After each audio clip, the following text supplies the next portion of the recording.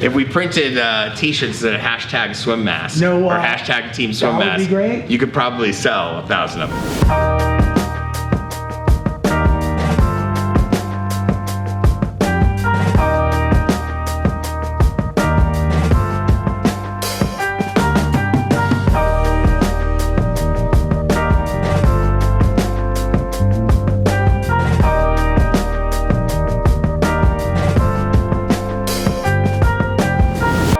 All right, greetings to the seekers among us, you, me, us, y'all, everyone. May this sonic, pixelated vibration find you well amidst the chaos and confusion that is life. My God-given name is Rich Roll, once again, in Vulcan mind meld, in conversational communion with the high-minded literary lion himself, the child-rearing Dodger fan, global citizen of the oceans, conscious advocate for all things ecological preservation, my co-pilot on all things Roll On, Duke of Santa Monica Bay, Mr. Adam Skolnick. How you doing, man? Wow. How about that? Your intros, I just you were already outdid great. myself. You were already great. You topped you. I did. What am I going to do next time?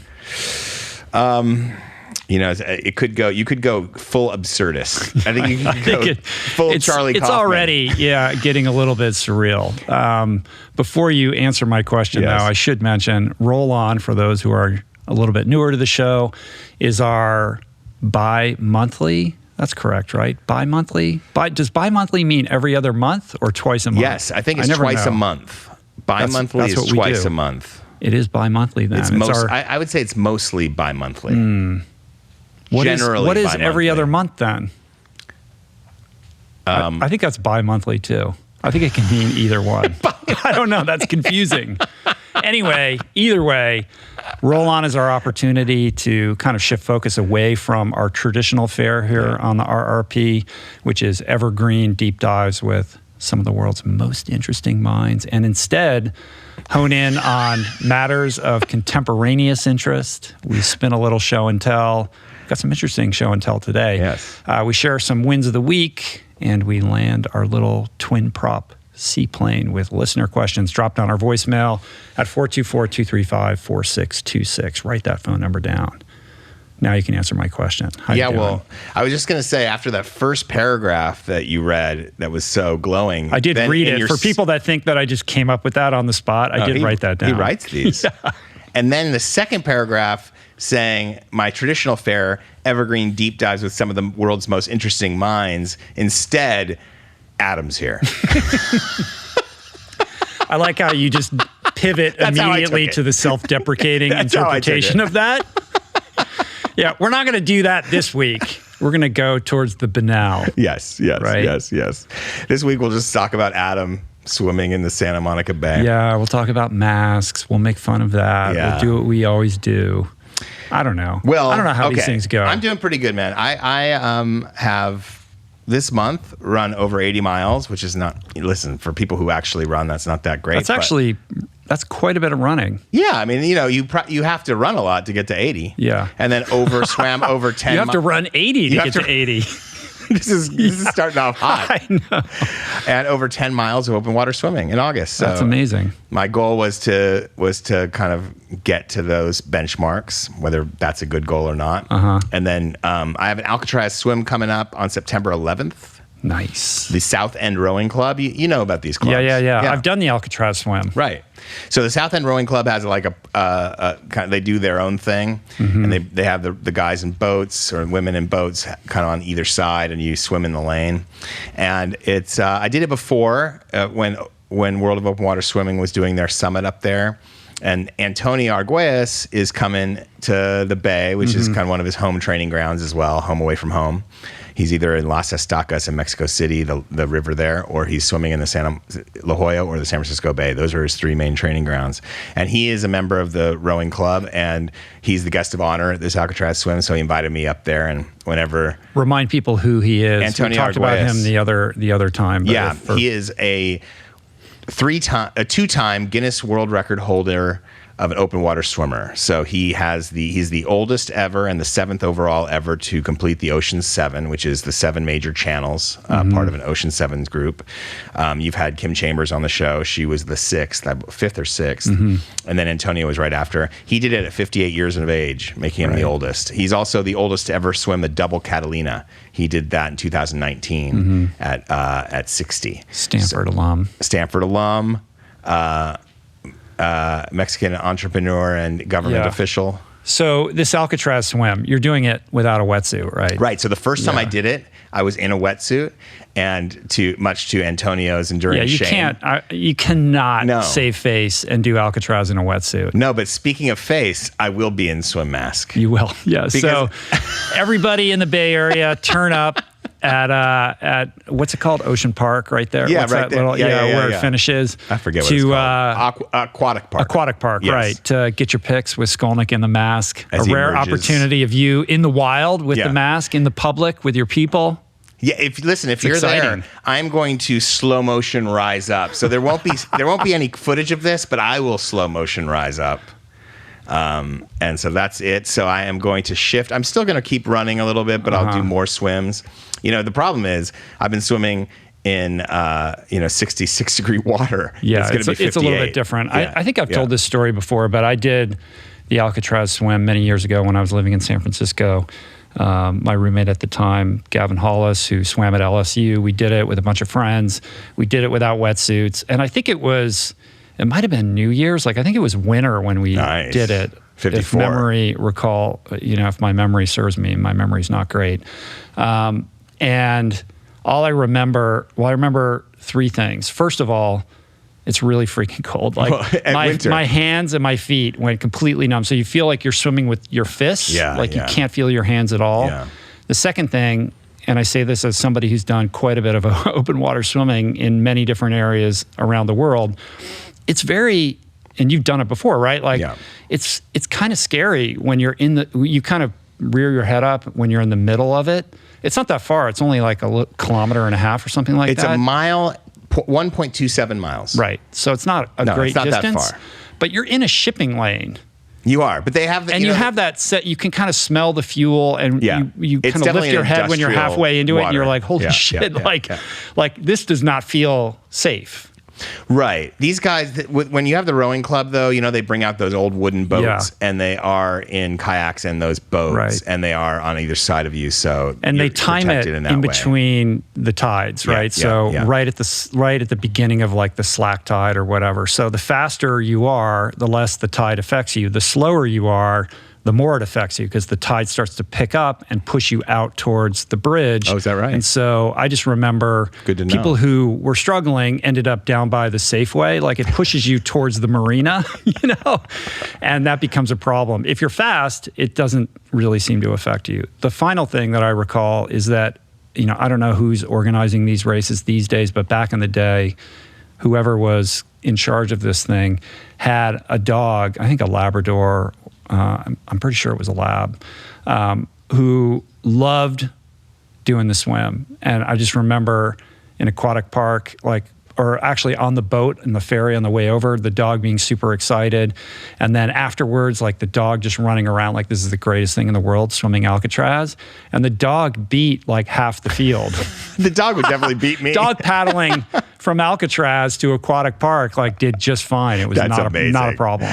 That's my big you would have obviously easily beaten the dog. I'm not sure I'd beat the dog. I'm not that fast. Maybe if you traded your mask for a proper pair of goggles, that would save you a little bit of time. You know what? But now at this point, you can never wear goggles. No, I like it, especially in that industrial water. I think we need merch, a T-shirt with you in the mask saying Skolnick. We'll get to my take on merch. Yeah. I will say the last thing I'll say about it is that my time. So I've ditched the rash guard. I'm trying to get a little bit quicker. Mm-hmm. I am using the pull buoy a lot in the open water because I'm practicing mostly for Catalina. And that makes me a little quicker, but I'm not kicking at all, so I don't know how that'll affect. But I'm at 2:05 per per 100, and that's if I take a break to pee or whatever. Like, I'm not stopping my thing. It's not that great, but it's not terrible. Like, I've been slower before. In a wetsuit, I'd be under 2 minutes per 100. I'm comfortable if I can get to 2 minutes per 100. I don't know what you think of that time and what any of that. I mean, you know, do you want me to sound like an asshole? You're not impressed, are you? I'm not going to say anything. I'm happy for you. It's exciting. It's all good, man. No, but I mean, how do I get faster? I mean, I need a whole rework, don't I? Well, I can take you down to the pool and we can do some working out. I've been getting into the pool. I've swum now 4 or 5 days in a row. You told me that's exciting. Yeah, so I just put in 3,700 before coming here in an hour. Because here's the thing, like I haven't swum literally in like a year, but my back has been acting up. I'm working with this great PT right now who's got me on a path towards, you know, resolving this. But one of the commitments that I've made is to really lay off the running, which I hate doing because I love running so much. So it takes everything in my power to not run. And I'm now decided, you know, so I'm going to put all that energy into the pool. And it's required me to have to get organized because most of the pools are shut down or have limited hours. There is a great facility. It's like a half an hour drive from my house, and you got to book lanes like well in advance. So I've just been really organized and proactive about making sure that I reserve time. And you only get an hour, right? So you get an hour in one lane, and you get the lane to yourself, though. That's nice. You get the lane to yourself. Yeah. There's a couple days coming up where I booked double sessions. Oh, wow. I don't know if you're allowed to book 2 in a row, but I'm going to see if I can get away with it. So I'm really going to put my energy into getting my swim back in shape. And I got to say, it feels really good to be back in the water. I mean, I'm really out of swimming shape, but I'm excited to give it a try. And one of the catalysts for this is, I don't know if I'm allowed to say this publicly. I don't know why I couldn't, but the Malibu Triathlon is coming up soon, which is an annual event, and they do this thing every year. They have a celebrity division, which is traditionally like television stars and like Disney puts a team together. I remember like Matthew McConaughey did it several years ago. David Duchovny generally shows up. Anyway, Alexi Pappas, friend of the pod, put a team together, asked me to join in a relay. So I'm going to do the swim. Alexi's going to do the run. And Mary Kane, also a friend of the pod, is going to do the cycling portion. You might win it. So we are the celebrities you've never heard of. They're like, what should be the name of the team? And I was like, 3 celebrities you've never heard of. That should be the name of our team. Like, nobody knows who we are, you know, but people do. At least we're athletes, so we'll see what happens. So I thought, you know, I should probably get back in the pool if I'm going to do this. It's funny that you say that. I got contacted by the celebrity division. Speaking of people who aren't famous in the non-celebrities and the celebrity, and they asked me if I do it. And at first, I committed to doing the whole thing. I don't even have a bike. I mean, I have a single speed fixie type bike, but I don't have a bike that I train on or anything like that. So are you going to do it? Originally, I had said yes, but it's just going to be too tough going up to Alcatraz and then coming back. It's because we're doing a little road trip with the family on the way up. Right. It's just going to be too tough to do. And so I said no. I'm going to make a donation to Children's Hospital instead of raising the money. Yeah, there's a fundraising piece to this. I don't really know that much about it yet, but I'll let everyone know when we figure that out. But I was flattered. I love the fact that you got asked to be in the celebrity division of the Malibu Triathlon. Has to be a fan of yours awesome. running the I don't VIP know. It's great, man. Day. I'm bummed that you're not going to do it now. Well, I wish I didn't know you were going to do it. Well, I just figured this out over the weekend. Okay. Yeah. Or over the last couple of days, but it should be fun. Yeah, but anyway, do the whole it's thing. Prompted me to get back in the pool, which feels good. Yeah, it's not a very long one. It's a half-mile swim, 17-mile ride, and 4-mile run, I think. It's ridiculously short. Yeah. The next one is mask like appropriate. The real one is like the Olympic distance, right? The international distance. What do you mean by real? The next day. Yeah, they have. It's a couple days. Like I think, they have the sprint distance. They have the Olympic distance, which is kind of the traditional, triathlon distance for the races that are out there, distinct from like the Ironman world and all of that. But also, Zuma turned 1. He did. We had a bit of a small gathering. it was weird because it's Delta time, so we had it in 2 waves. So we had a few families come in the first wave and a few come in the second wave. And Heats. You had 2 heats? We had 2 heats. For this birthday and at one celebration. point, Zuma just made a break for it and just started to like walk out the gate. And I kind of followed him and I said, "Should we, bro? Should we?" And he's like, "Should we? Should we go? Should we leave He's this going to ghost his behind?" own party. Yeah. But in the end, he turned around. So I followed him. I follow him everywhere. Yeah, that's the way it goes. It's fun, man. He's walking, he's talking a little bit. You know, it's a good time. It's it gives you all the feels. Cool, man. Yeah. And you were in Chicago.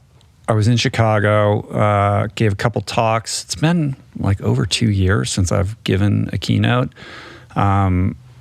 It was with this company called Dealer Inspire that's in Naperville outside of Chicago. So it was an opportunity to travel and meet a bunch of cool people. The organization was organized by this guy, Joe Chura, who's the CEO of Dealer Inspire. And it was followed the following day by this kind of all-day outdoor event called Go, where there was a 5K run and there was like jujitsu cool. instruction and all kinds of cool stuff.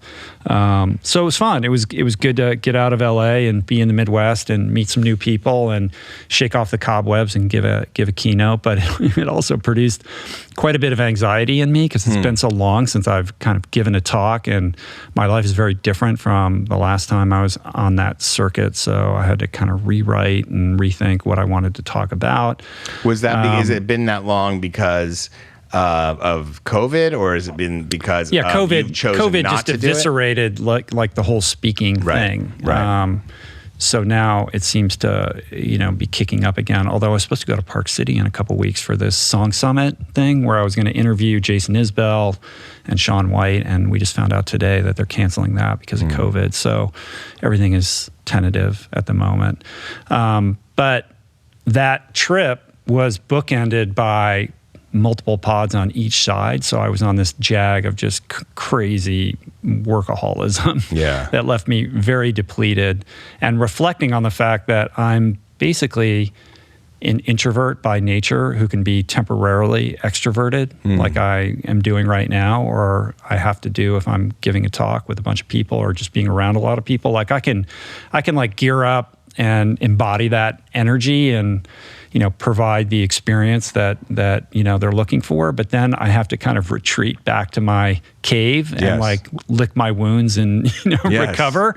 And I didn't really get an opportunity to do that, so it left me like really tired. And also reflecting a little bit more on what we talked about in the last roll-on about workflow efficiencies and how to hold on to this stuff a little bit loosely and empower my team better and be a better manager so I can free up some of my time. So I took a couple days off this past week to, kind of recharge the batteries. I'm feeling good. I'm back in the pool. I don't know what to tell you. Like, I think all is good. And you dodged the mountain lion? I did. In your neighborhood? I did. Yeah, there was a mountain lion attack just the other day, literally in my neighborhood. Yes. Like just down the street, a mountain lion attacked a small boy. The mom ended up fighting it off. It's this crazy story. She was like punching it with her bare fists, I guess. And they ended up destroying that animal. It was a cub, right? It was like a 60 I guess pound. It was a smaller one. A 65 pound. And then they found a couple more that were tagged. This one wasn't tagged, and they relocated them. It made me think like, couldn't they have relocated this one and tagged it? So it's a P54 was the mother from what I read, and she was collared, and so it's not even a tag; it's like a full collar, and she had just had cubs, and the thinking is both these were the cubs because that one kind of got the boy, and the mother was able to fight him off. If it was a full grown mountain lion, the mother probably wouldn't have been able to do much, and then they found it kind of crouched, like the game warden found it crouched down, and there was no collar, and it was aggressive, and he but couldn't they have just tranked it? So I don't know. So after he shot that animal, they the two others kind of came out. The collared one right. with another juvenile, and so that's why they think both of them, all three, are together. And then they did some DNA testing, and they found out that the animal they shot did have the boy's skin and blood Right. on his claws and all that. Anyway, the thinking usually is with cats and animals like this, if they get a taste for it, especially young, that it could become the type of nuisance animal that's not just turning over garbage, but is actually hurting people. And so they err on the side of protecting people. That's what the game wardens always do. And they take their criticism for it. Yeah. I think in this sense, you can't. I mean, the game warden was worried about the 5-year-old boy and all that. And Yeah, I understand that. It just feels like they could have relocated it somewhere where maybe, to an area that doesn't encroach on exurbs or suburbs.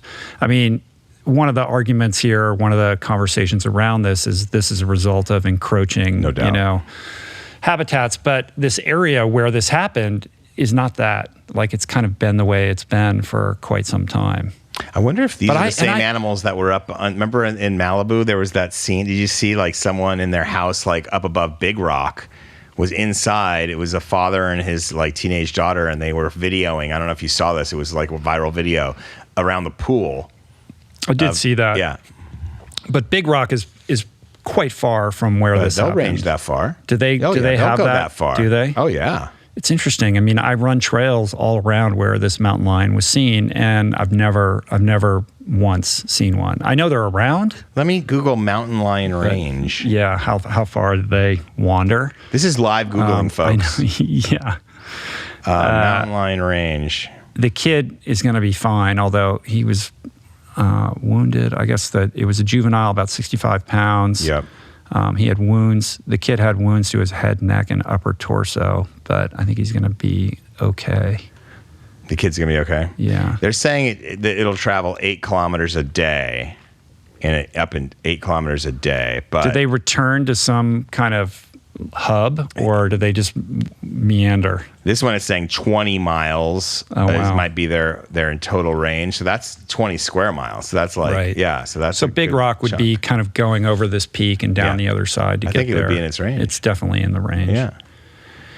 I think you've probably e-biked up that exact territory. Right. Are you making fun of me? No.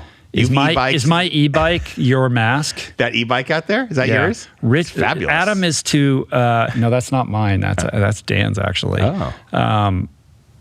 Adam is to swim mask as Rich is to e-bike. Another good slogan for I've been our getting on merch. my road bike a little bit, but I've got to back off the cycling also. I'm all about the swim. The these swim's going to days. help your back. You know that. I know. I'm hoping Yeah. that's the case. And I would love to get some pointers from a swim Maybe we can guru like yourself. do a swim workout Let's do it. prior to the next roll on. Oh, let's do that. Put you through the paces. Let's do it. Shout out Al Roker. Did you see him out there? I did not. I see this link in the outline. What is this about? 67 years old. He was out there in Hurricane Ida on a wow. street. But when you're watching him at first, they have him really in tight, and you just see waves thrashing Yeah, him. there's this video. Al Roker pummeled by waves as Hurricane Ida But targets he New Orleans. stays on his feet, and then when they pan out, you see he's actually on a sidewalk. Like he's not. It looks like he's in the water at first, but he's Wow. actually on a sidewalk. 'Cause he's Just a getting pro. hammered. He's a stud. Shout out Al Roker. Yeah. How about an Al Roker shout out? Who doesn't love Al? I don't know. I don't know what he's like in his personal life. Well, that's one form of endurance, but we got a bunch of other endurance to discuss today because Enduro Corner is back with Enduro more Corner. high altitude trails and glacier dodging. The sports you didn't know about. No. Hot on the heels of the 3 celebrities you've never heard of that will be competing in Malibu. Sports you don't need In to absence, know about. we took your celebrity spot, Adam, when you bowed out of Malibu. They're like, Adam can't do it. Okay, Who are let's we gonna get rich. All right, yeah, we'll go to Alexi. You guys are real celebrities. I mean, you on. belong in that No. division. No. The Leadville 100 was this past Heard of it. week. Heard of that? Heard of it. It might have come up on the show before. Yes. We've been talking about it because of Robbie Ballinger. This is an epic, legendary ultra race This past year, there were 678 runners, and Leadville, for those who don't know, is at very high altitude in Colorado, I think around 10,000 feet. This run has 16,000 feet of gain. Its highest point is at Hope Pass, which is 12,600 feet. And you hit that twice.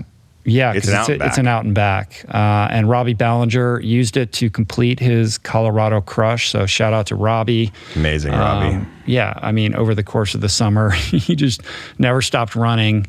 Did the Leadville Marathon, the Colorado Trail, which is 500 miles, the Silver Rush 50. Then he summited all 58 of the Colorado peaks over 14,000 feet and culminated with the Leadville 100, which is quite something. I'm sure there's a documentary or at least some kind of film that's being made.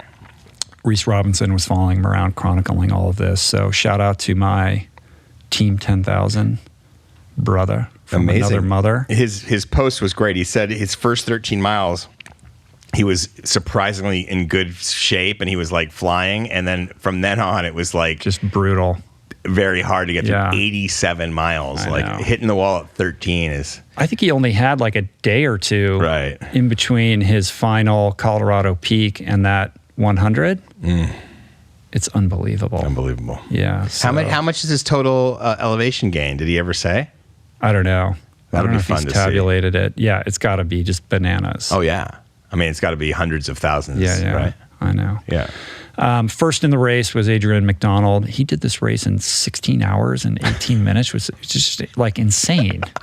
100 miles with that kind of elevation gain in just over 16 hours. It was a sub 10 minute per mile average pace for the entire thing. He won it by 40 minutes. So dominated.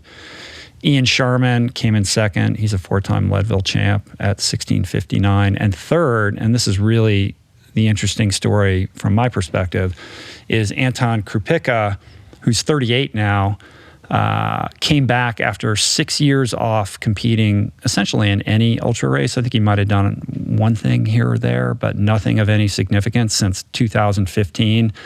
He's a 2-time champion of this race. He won it in 2006 and 2007 and then kind of disappeared.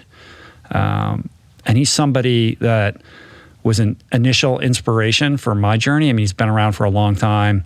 I followed him forever. He used to do this blog where he would share his runs and he'd have these topo maps and show you where he, was training, and kind of like this, soul surfer of ultra running, kind of like has a Ricky Gates vibe to him a little bit. And just, somebody who I just think is cool, like super cool. And to see him come back and reestablish himself by getting third in this race, I think is extraordinary. And it's really... And not that far behind. No, not that far behind. I mean, he's been hampered by all kinds of injuries. He's had all kinds of problems, and he rock climbs and rides his bike. But I just thought he was done. I had no idea that he, would make this kind of comeback. And I think what's cool and interesting about it, not just...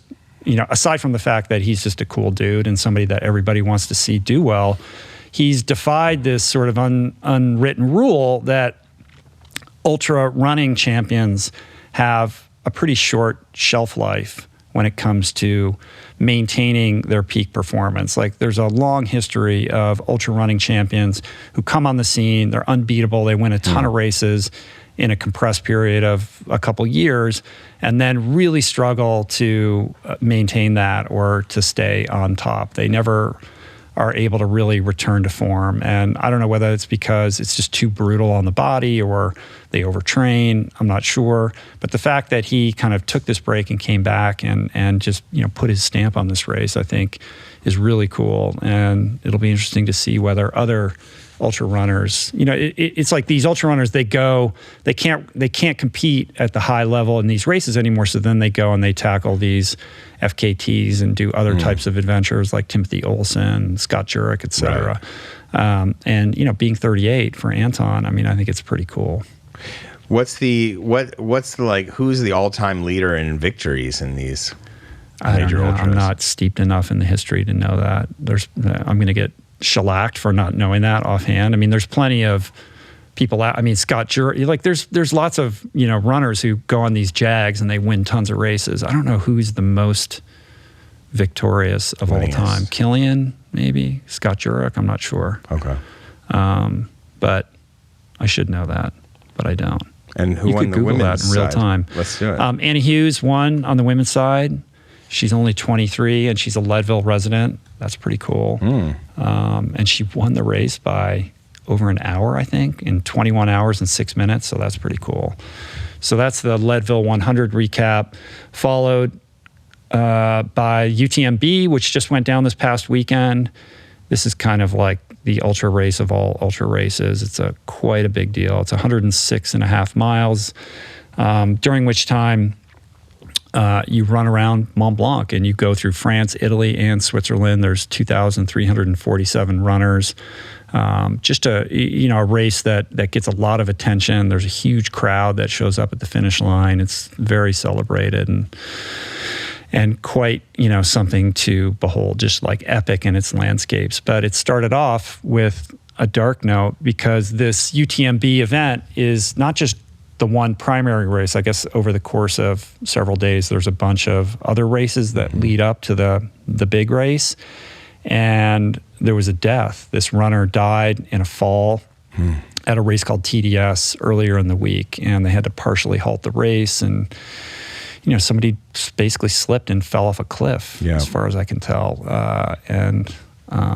I think and people, whoever was ahead of that point got to finish, and anyone who was behind it they had to go turn back, around and get a ride back. Yeah. So such an awful thing. And the second in a year after that thing in China. Right. Remember? I do remember. That was I know. A different level. I know. So that was horrible. But UTMB still, basically went off nonetheless. And Courtney Dauwalter, friend of the pod, established herself as the true GOAT. Amazing. She set the women's record, breaking a record that was set on a course that I think was about 3 kilometers shorter than the one that she ran, Incredible. which makes it all the more impressive. She was 7th overall, including the men, which is unbelievable, and did it in 22 hours and 30 minutes. So it's just like amazing. Like she just dominated. Dominated. Congrats, Courtney. Yeah, and did it with a smile on her face. There was some concern because she had to, she DNF'd at Hard Rock 100 due to some stomach issues. Right. So there was some concern that, that might happen again. And I guess there was a point in the race when she did start throwing up and thought that perhaps she was having flashbacks of Hard Rock. But after she threw up and started running again, it all kind of settled out and she was fine.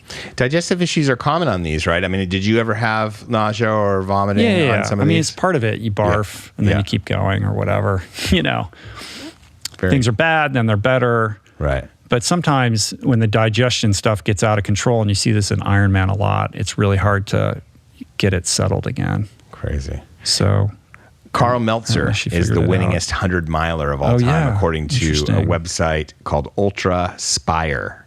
And I don't know how, how old this post is. How do they qualify that? Like, is it the most ultras that you've won? Because you could go and win tons of ultras that aren't the big ones. He's gotten 40 100-mile race victories at least. Wow. So when this was posted, he's garnered his 40th back in, looks like 2008.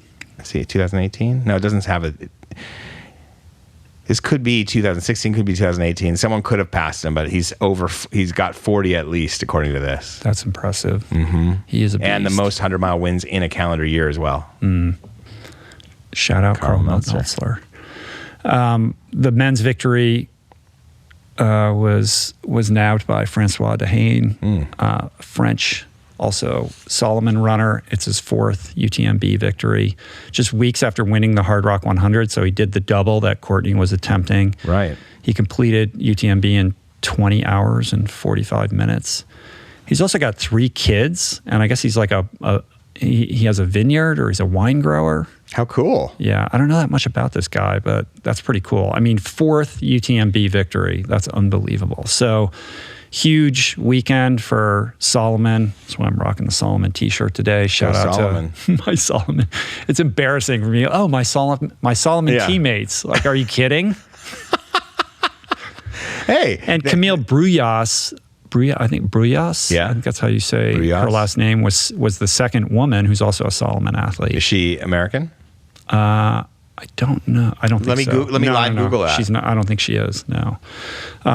But among the Americans, French.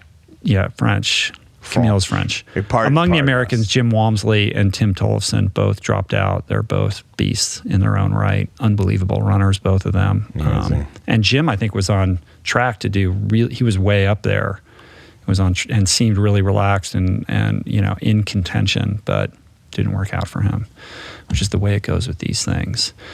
Final thing to discuss in our Enduro Corner is this 24-hour world record that was set over the weekend. What? I missed that. So it was this 24-hour race in Poland called Ultra Park Weekend. And this guy who I'd never heard of before, Sonia Sorokin, who's Lithuanian, broke the 24-hour record that was set by this guy, this Greek dude, Ioannis Kouros, that was considered untouchable. That guy, Kouros, had run 188.5 miles in 1997.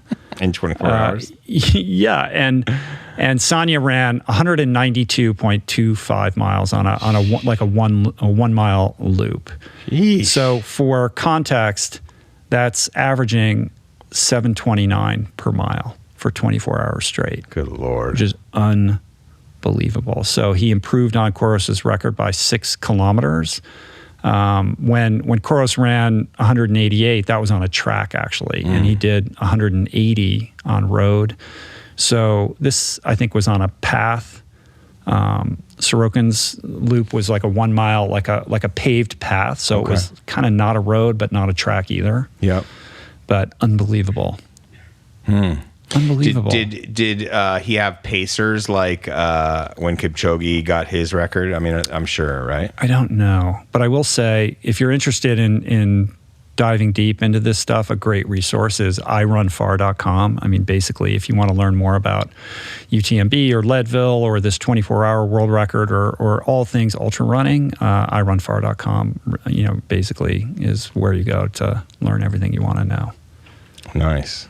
How's the live Googling going for you? Do you enjoy it? I do. It's feeling very Rogan-esque. We don't have a Jamie. You're the Jamie, right? I am. So pull that up, Adam. Yeah, can you pull that up for me? I think you're on it. Huh? Let's talk about Lewis Pugh. Do we have an update on him? We do. He's doing this Code Red Arctic swim, his Speedo diplomacy. Right. It started, I believe, on the 24th or 25th it started. So today is technically the 6th day, but as of yesterday, I think it was the 5th day.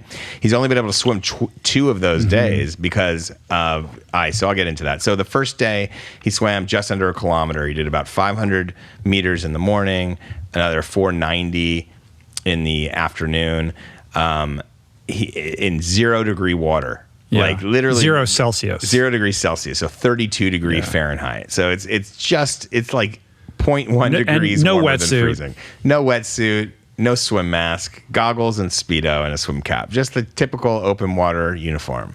And so he can only be in there 10 minutes at a time. So they've decided to do this. So he goes in there. He gets out. It takes him 2 to 2.5 hours to warm back up to his normal core temperature. After 10 minutes. After 10 minutes, he's got his lowest body temp so far this. He sent me this 2 days ago, 95.7 degrees. And so he's got a rigid inflatable boat with like a reinforced hull that just sticks right by his side. And that's what he's swimming with. But, 3 of the days he's had problems with ice. One of the days it was just really fast moving brash ice and icebergs. Brash ice is like any piece of ice that's less than 2 meters across. It kind of looks from above like that crushed ice slush. Yeah. And if you touch that with your bare skin, it's going to have salt and all sorts. It's going to cut you up. And so, you basically can't swim through that. So in the second swim on the first day, he's swimming around brash ice. He's swimming around icebergs. He said there's an iceberg 1,000 feet tall that like is like cruising in his path. So that's the kind of stuff he's dealing with. It's weird. Like when he first was saying, "Oh, I can't swim. There's ice floating in here, and it's too dangerous." I thought, like, we'll just swim around it. But then he shared a video, and you see this ice flow, and you're like, "Oh, now I get it." Like it's just packed with like, big pieces of ice that are floating that are just, there's a current, and they'll just go right into you and like hit you in the head and stuff. He said the second swim was like basically swimming across a highway. Yeah. And he was able to get through it. It's like Frogger. Yeah, it's like Frogger, except it's Lewis. And then today he posted that, like, literally he has the boat in the water, but it's surrounded by ice. Like, there's just no open water. It looks like the ice completely moved in. So, some of that is it's coming off the main ice sheet and dumping into the water. So it's not necessarily good news just because it looks colder than, it looks like it should look maybe. But so we'll see. We'll stay tuned with him. I'm in touch with him. We've been messaging back and forth. The footage he has posted is just absolutely unreal. Yeah, so you can find that on either his Twitter feed or his Instagram feed. Is where you want to. And it's P-U-G-H. Yeah, he's posting the kind of like 2-minute videos on there, and then ultimately we'll see how it goes. But that's what's happening on the Lewis Pugh front. So congrats to Lewis. Thanks for doing it. He's really raising the code red on climate crisis. Yeah. Are you bummed that you're not there in Greenland doing this? Big time. Yeah. But it was Zuma's birthday, so by the time he was able to get his plane organized and the timing of it, like if Delta hadn't got into Greenland, and he started on August 14th, it would have happened weeks ago. I would have been there. Yeah. Mm-hmm. Right. Yeah. All right. Well, thus concludes Enduro Corner for this roll on. Do you think that we did it today? I like Enduro Corner. It is, right? Yeah. It's good. It's very on brand. It is. Do you think anybody else cares? I think so. I think so. Maybe. Who knows? Anyway, let's take a quick break and we'll be back with Show and Tell, the big story, listener questions, and more. We'll be back in a sec, but first, if you dig this podcast, and I hope you dig this podcast, then I think you'll really enjoy my latest book, Voicing Change, featuring excerpts from, poignant essays by, and glorious photography of some 50 of my favorite guests over the last 8+ years of doing this thing, this podcast. It's a gorgeous, artful compendium of the show and copious wisdom shared therein, all wrapped in a hardcover coffee table form that provides a great taste of what we do here at the RRP and serves as a beautiful keepsake or gift for the ardent fan. The book is only and exclusively available on our website. Signed copies are available, and we are shipping globally direct to any coffee table on planet Earth. So to learn more and snag your copy today, visit richroll.com/VC. That's richroll.com/VC. All right, let's get back into it. Adam, we need you back in actual reality, not virtual reality. Rich, you've never looked better, my friend. I mean that. For those that are just listening, Adam is donning virtual reality goggles. He's got Oculus on top of his head right now. I'm deep in the Oculus. Are you going to just remain there, or are you going to come back to us? I'll come back to you, but this is a friend of the pod's new project, which you've discussed with him. I think you've even tried it, right? Yes. Our friend Michael Muller, he's got this incredible new VR experience called Into the Now, which is available on Oculus, where you can experience what it's like to swim with sharks. Whales. Uncaged eels. Yes. I wish you could see what I'm seeing right now, Rich, because there's a beautiful view of a canyon. So during the break, we tried to get this thing sorted out. We had to unbox it and do all the sort of software updates. Yeah. We're trying to get the whole thing configured. It was taking longer than expected. Sorry about that. Which mimics the experience we had when Michael was here, because we took a break during that podcast so that I could experience what you're trying to experience right now, and it took a while to get it up on its feet, but I was able to see it, so I already know what it's like, and it's quite extraordinary. And this is available now. Is it available now? I think it's still beta. They want to send us something. It's almost available. It's about to come out, and it's but it will be out soon. I think the idea is Michael Muller is this great commercial photographer, renowned. but has always been also an underwater photographer. Published an amazing book on sharks, which I bought. The Sitting right over there. Yeah. The it's an Taschen incredible book. and his Taschen exhibit was, also equally great. Yeah. And this is basically. He always thought that was two-dimensional. He wants to make a three-dimensional experience to get people to see some of these animals if they can't get in the water. Because, he's going all over the world. How many people are actually going to go swim with sharks? Other than you, Adam, you've made this a habit, a practice. You don't need the virtual reality experience. You're doing this. Well, Rich, thank you. Yes. Yeah, no. I've been very fortunate to have been in the water with sharks many times, but not great whites. Other than I am with great whites, kind of, but I haven't seen them. Yes. In the You're Santa among Monica them. Bay. I'm among them, but haven't seen them. But there's whale sharks in here. There's whales. I have been lucky enough to swim with whales too. So yes, I'm fortunate that I've had all that. But once you've had it, you can't get enough of it. You just want more and more of it. So even me, I'm really excited about this. If I had this at home and I could plug in and just check out whales and sharks all the time, I don't think I'd be in R too much. I would just stay in VR. That's concerning. I know. I'm with you. I think it's really cool. And I've actually never really I'm not a gamer. I haven't spent time with these goggles on, but just in the few minutes that I was experiencing it during the break, it's pretty impressive. Yeah. It's kind of amazing. It's cool. My problem is that one eye sees better than the other. So even in this just now. Me too, but I think you can make those adjustments. We were trying to get this up on its feet quickly, but you can adjust the lenses on it.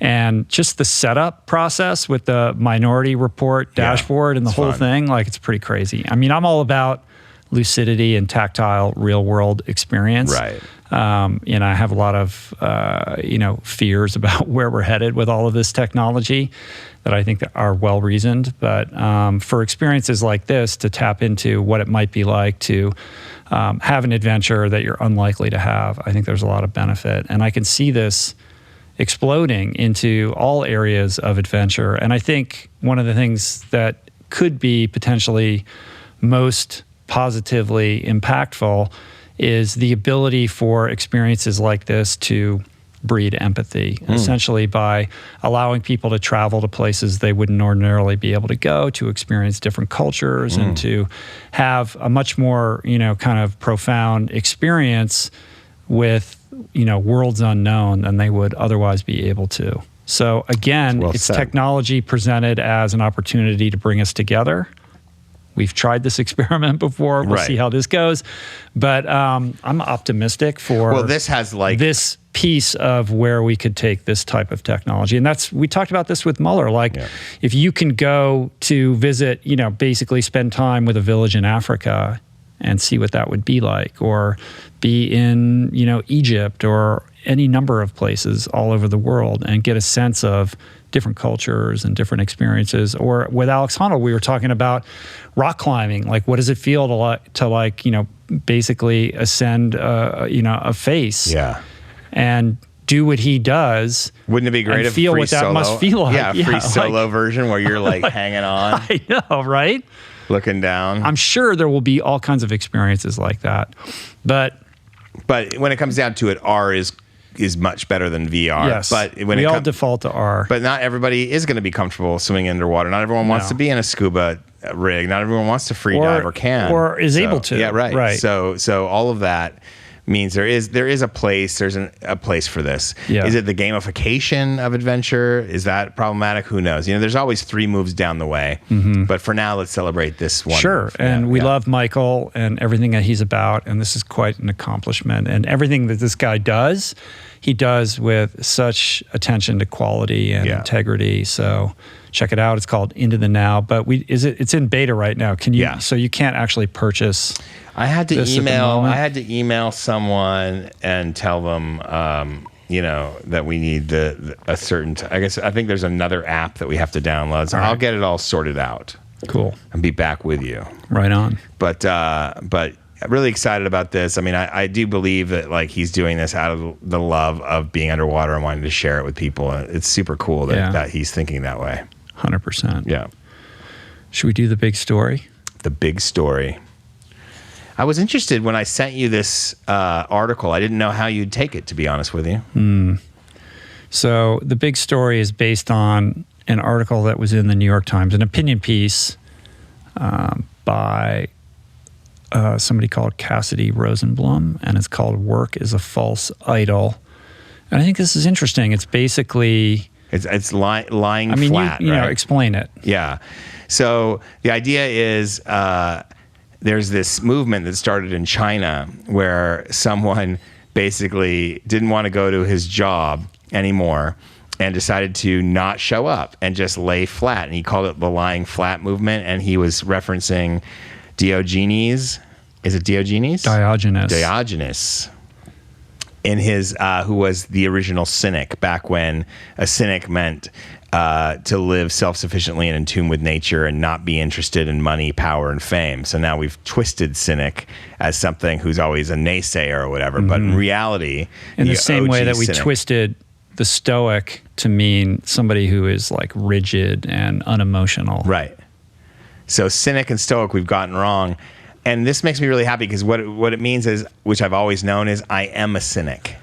Yes. Luo Huazong is the person who just decided to tweet from his bed, basically, and then he's not going back to work, and he wants to spend his time. Can you tweet and be a cynic, though? He was reading, and he wanted it's to not read. very Walden Pond. No, but he just wanted to read and exercise and enjoy his life, and he didn't. And he would do a job when he needed to. He was opting out of like they called it like 996 lifestyle in China. And which is, I think it's 6 days a week, or 966. 9 a.m. to 9 p.m., 6 days a week. That's it. Yeah. 996. And which was promulgated by the founder of Alibaba, Jack Ma. Right. So he's he's a cynic of Jack Ma. And then she was an NPR producer. So she was a successful producer. The writer of this piece. The writer of the piece, Cassidy. And she was like, you know what? I'm going home to West Virginia. I'm going to sit on the porch and watch hummingbirds. I'm through this news cycle. And which is, you know, it's one thing for someone who's trying to break into media and is a young person to have that attitude, but to someone who has seen success, and I would say producing for NPR when you're young is great success in this business, and then to retreat from that is really interesting to me. And she writes really beautifully about why, and you know, she points to the fact that Luo is only one person who is talking about lying flat. Casey Gerald, is a writer for New York Magazine. He's written a book, a memoir. He's a black author who talks about lying flat as rebellion, who basically he opted out of the protests to take care of himself and his soul. And she links to an incredible essay of his that I just got into this morning, and it's incredible. She talks about the NAP ministry, which is led by a woman, another black activist who's taking naps as kind of rebellion, open rebellion. And she leads like clinics on naps. And I mean, you should be able to take a nap without it being an act of rebellion. But she is like, all of this is basically, if you're sleeping, you can't further like the capitalist enterprise. You know, right. Like there's a political aspect to what Luo's doing. There's a political aspect to dropping out, like Casey did in his essay. She's just pointing out that, and this is more widespread than we think. We have 10 million job openings in the United States right now, highest in 2 decades. People do not want to work. Is that because wages are low? If so, then how come people at Goldman Sachs are also whispering about not wanting to work? It's very interesting because with the pandemic and the closing of so many businesses, the logical extrapolation of that would be people clamoring for jobs, right? Like the sort of employers being in high demand and being able to dictate terms because people would be so desperate to find a way to make ends meet. And yet what we're seeing is something very different altogether. And I think that's what interested me about all of this. Like, okay, here we are in the pandemic. There's, you know, with these predictions of massive unemployment, there's unemployment, but it's unemployment by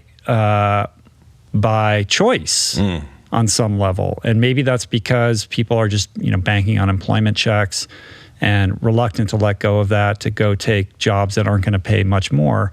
But I think also the impact of the pandemic on how people are thinking about their relationship to their professions more broadly.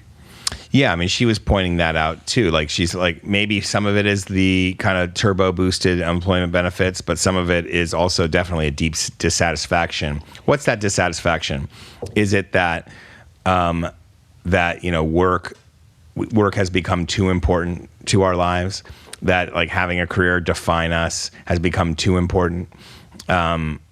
Is there something wrong with the way we approach our work life and therefore our whole life?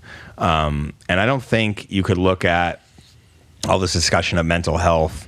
You can look at, suicide rates and, antidepressant rates and drug addiction and, all of this. Mm-hmm. There are a lot of dissatisfied people out there, and maybe the work component is part of that. I think that's what this essay is getting into, don't you think? Yeah, I think so. I think there's a generational piece to this as well. Yeah. Like me being Gen X and the, progeny of boomers, I was raised to think about career in a certain way. And what I see amongst millennials and Gen Zers is a very different approach altogether, one that's founded on pursuing what it is that makes you feel excited and having a kind of independent contractor relationship with what you do, where you go from gig to gig and you're not overly tied down to any particular avenue. And that, of course, allows people to take long breaks and go on adventures. And, you Right. see young people like living the van life and, having the 4-hour work week experience, or living in Bali and Right. being digital, kind of The digital independent. nomad piece is part of this digital too. nomads and Yeah. all of that. And I think that's all super cool. This is one step further to say, like, I don't want to do anything, essentially. Right. So she also referenced a Twitter user who posted, "I don't want a career. I want to sit on the porch," and it got 400,000 likes. I know, and this person is has a woman. 3,000. This is a woman who has like 3,500 followers on Twitter. It's not like a Twitter celebrity. It's essentially like a fairly average person, Right. who tweeted this thing and it went crazy. So certainly there's something afoot here. Mm-hmm. How much of that is a reaction to this current moment versus something that's a little bit more generational or permanent? I'm not sure we quite know right now, but it's been going on for a while. There's a book by Tom Hodgkinson called How to Be Idle that had great reviews. I found it through Dwight Garner, who's my favorite literary critic. I think I've mentioned him before on this podcast. He's at the New York Times, and it's one of his all-time faves, I think he wrote. This book came out in 2005. So this has been something some people have. Now, he was kind of alone. The book is structured throughout a whole day, like 8 a.m. The first chapter, I'll just read the first paragraph. The first chapter is called 8 a.m. Waking Up is Hard to Do. And this is how it starts. I wonder if that hardworking American rationalist and agent of industry, Benjamin Franklin, knew how much misery he would cause in the world when back in 1757, high on puritanical zeal, he popularized and promoted the trite and patently untrue aphorism, "Early to bed and early to rise makes a man healthy, wealthy, and wise." I've lived my whole life on that aphorism. Is it aphorism? But am I using that word wrong? No, I'm not I think sure. I might have. Yeah, like, okay, we're going to have a revisionist history on Benjamin Franklin and his approach to life and work. Like, how Yes. dare Benjamin Franklin, basically pursue aspirational things. Listen, now's not the time to defend the founding fathers, Rich. The childhood book that I was given and read many times over as a young person was The Early Bird Gets the Worm. And my whole life is all about the early bird gets the worm. I've got a new And life this is for you. an antidote to that. How to be idle. How to Be Idle. The A Loafer's Manifesto. By Tom Like every Hodgkinson. instinct in me is just balks at that. You must read this then. I know. So here's the thing. I think the healthy thing here is holding our relationship to our work a little bit more lightly and understanding that who we are is not what we do. And that's something that I struggle with in an unhealthy way. And I think probably most people of my generation, contend with. I was recently, I'm not going to spoil it, but I had a guest on the show on an upcoming podcast that hasn't gone live yet, who challenged me to take a year off. A year? At which I balked, and they said, "Okay, how about 6 months?" And it really made me anxious in the moment. Just being asked that question or being challenged to do that, because so much of who I am is tied up. My identity is wrapped up in what I do. And if I stop doing that, what does that mean about who I am, right? And that goes into workaholism and how I think about myself and my attachment to relevancy and, all of it, right? And material things, Yeah, material things, all of it. Yeah. Like, am I a provider? Am I a man? Like, who am I? Am I, meaningful if I'm not constantly putting content out and all of it, right? It challenges you to really deconstruct that and evaluate that for yourself, which is scary for me. So I think within the context of the conversation of work as a false idol, there's important lessons to be mined about again, our relationship to work in general and how we are all in a culture in which identity is so inextricably linked to what it is that we do. I mean, it's a trope, like you go to a party, what do you do? And it's your career, right? Mm-hmm. What does it mean if we reframe that and ask a different question, or we let go altogether of attaching meaning to work as a substrate for identity itself? And I think as a thought experiment, if nothing else, that's something important and healthy to do. I'm not ready to, be a loafer and sit on the, I want to do things in the world. I have ambition.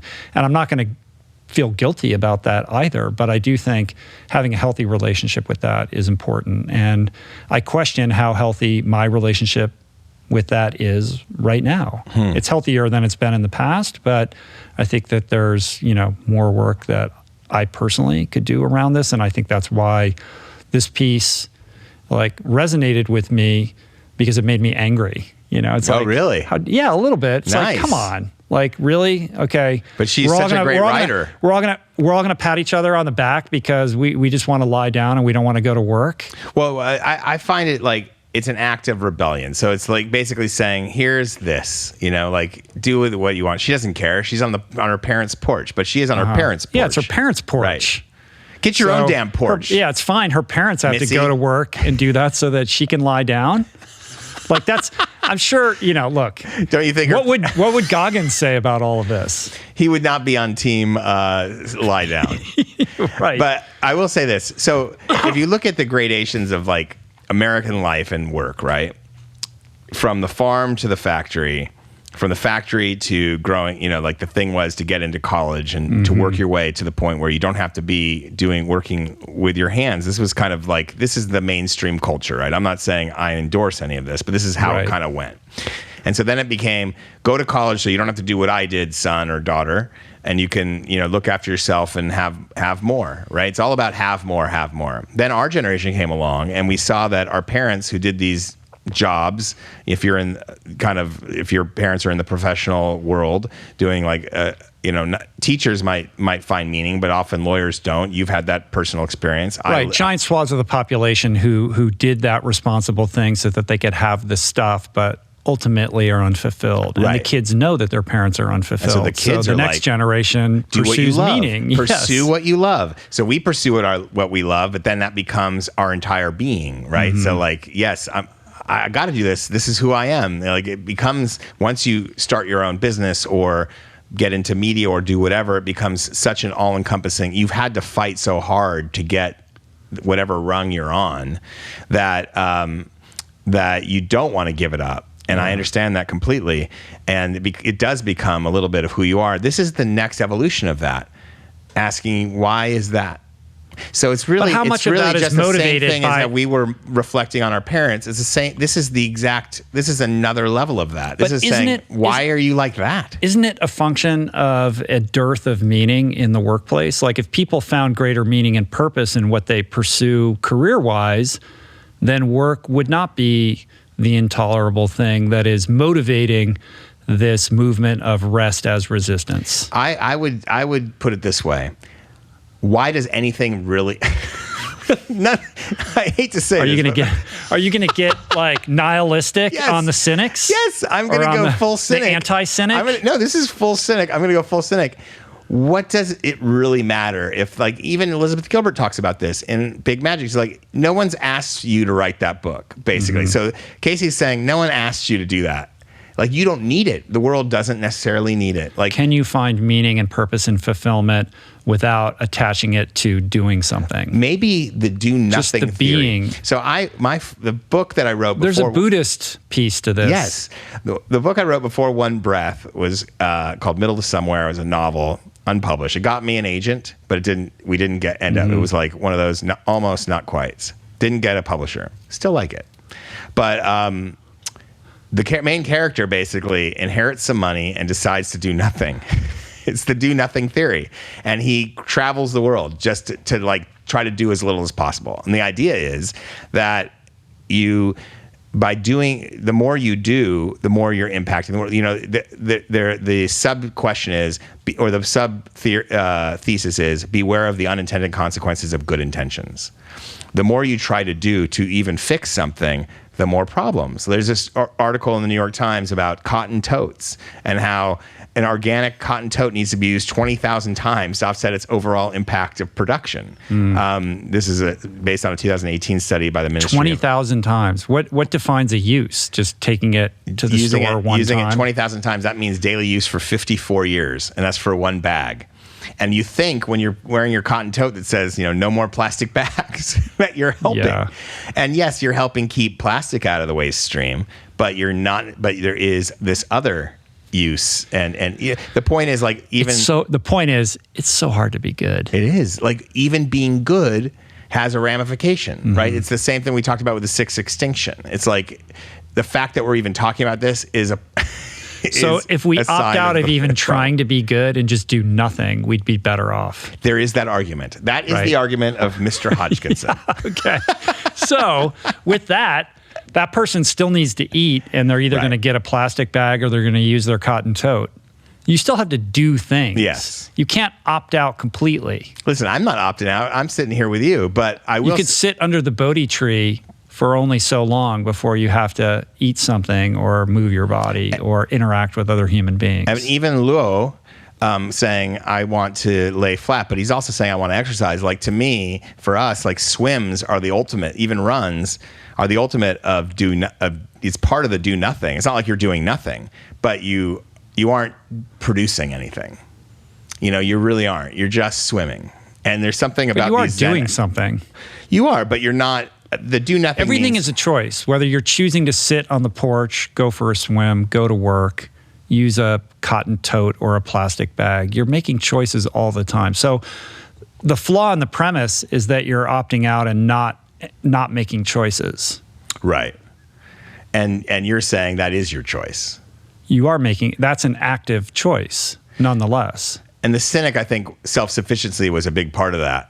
And you can't be as self-sufficient if you're engaging in the food stream. Then you're not really the full cynic. Well, nobody is completely self-sufficient. Right. We're all part of a greater ecosystem, and we make choices about how we interact with that. But I do think it's interesting that there's this now resurgence of interest in cynicism in the traditional philosophical sense. Yes. And I wonder whether there's a movement afoot to modernize the kind of philosophy of cynicism to the mainstream in the way that Ryan Holiday and others have championed stoicism into the mainstream by writing books about it. And there's a lot of overlap between cynicism and, you know, Henry David Thoreau and these great traditions of people opting out of the flow of society to do something different and find meaning outside of the constraints of the rules that govern polite society. Exactly. I love it. I love this idea. And there's something cool about that. Yes. But I don't know, man. I mean, you know, I'm too old to have valid commentary on this, but I think it is a thing when you see 10 million job openings and people just saying, I'm not going to take that job. Right. And in a moment when you would think like everybody would be clamoring for jobs. And some of them are doing nothing. They're taking the unemployment and doing nothing, and that's fine. And some of them are trying to get their own thing going, which whatever it is. It reminds me of that, like this idea of do nothing and the consequences of that, and what you're talking about, cynicism. brings me to this article you sent me yesterday, an interview with the Beyond Meat CEO, Evan. What's the last name? No, his name is Ethan Brown. Ethan Brown. Yeah. Hedonistic altruism is brought up in that. He brings it up. Which is interesting. So this was an article on Ethan that was in the Sunday New York Times yesterday, right? Yeah. So Ethan, friend of the pod, he was on an early episode of the show, CEO, founder of Beyond Meat. There was not much in this article that I didn't already know or that isn't kind of like widely known about him, but there is something interesting about the idea of hedonistic altruism, which is in the title of the piece, that relates to this idea of cynicism. Right. So I guess tangentially. So Ethan's premise is, he grew up on a farm. He decided he didn't want to have to kill anything to eat. Why should I? I'm not just because animals do it doesn't mean we need to do it. And he's an example of doing something that has actually had a net positive impact so far. And that's getting people off meat, getting them onto these meat alternatives. I personally like eating the meat alternatives once a week or twice a week at the most. And I like it. It tastes good. And I'm one of those people that does eat it. But it's mostly for people who are meat eaters who are kind of gravitating towards, and it is making a big environmental impact according to some studies. But in this article, he's like, it used to be ecologically conscious, you had to go without a car or you had to buy some crappy hybrid, and now you can buy a Tesla, and isn't that great? That's hedonistic altruism. But there is the unintended consequences of electric cars booming, which is good. It's positive. I love electric cars. I don't own one yet, but I do want one.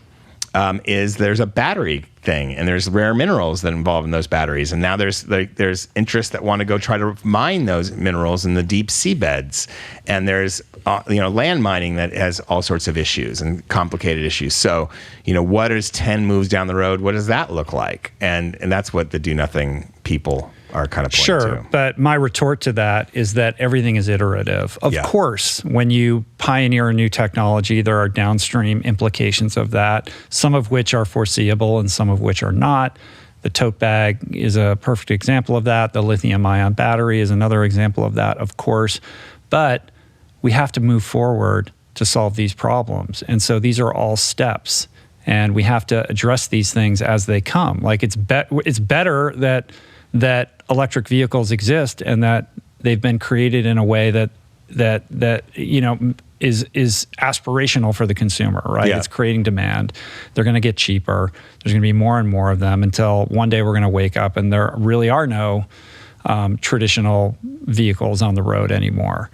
Yes, we'll have to deal with the mining implications of that, but are we not better off for making these changes?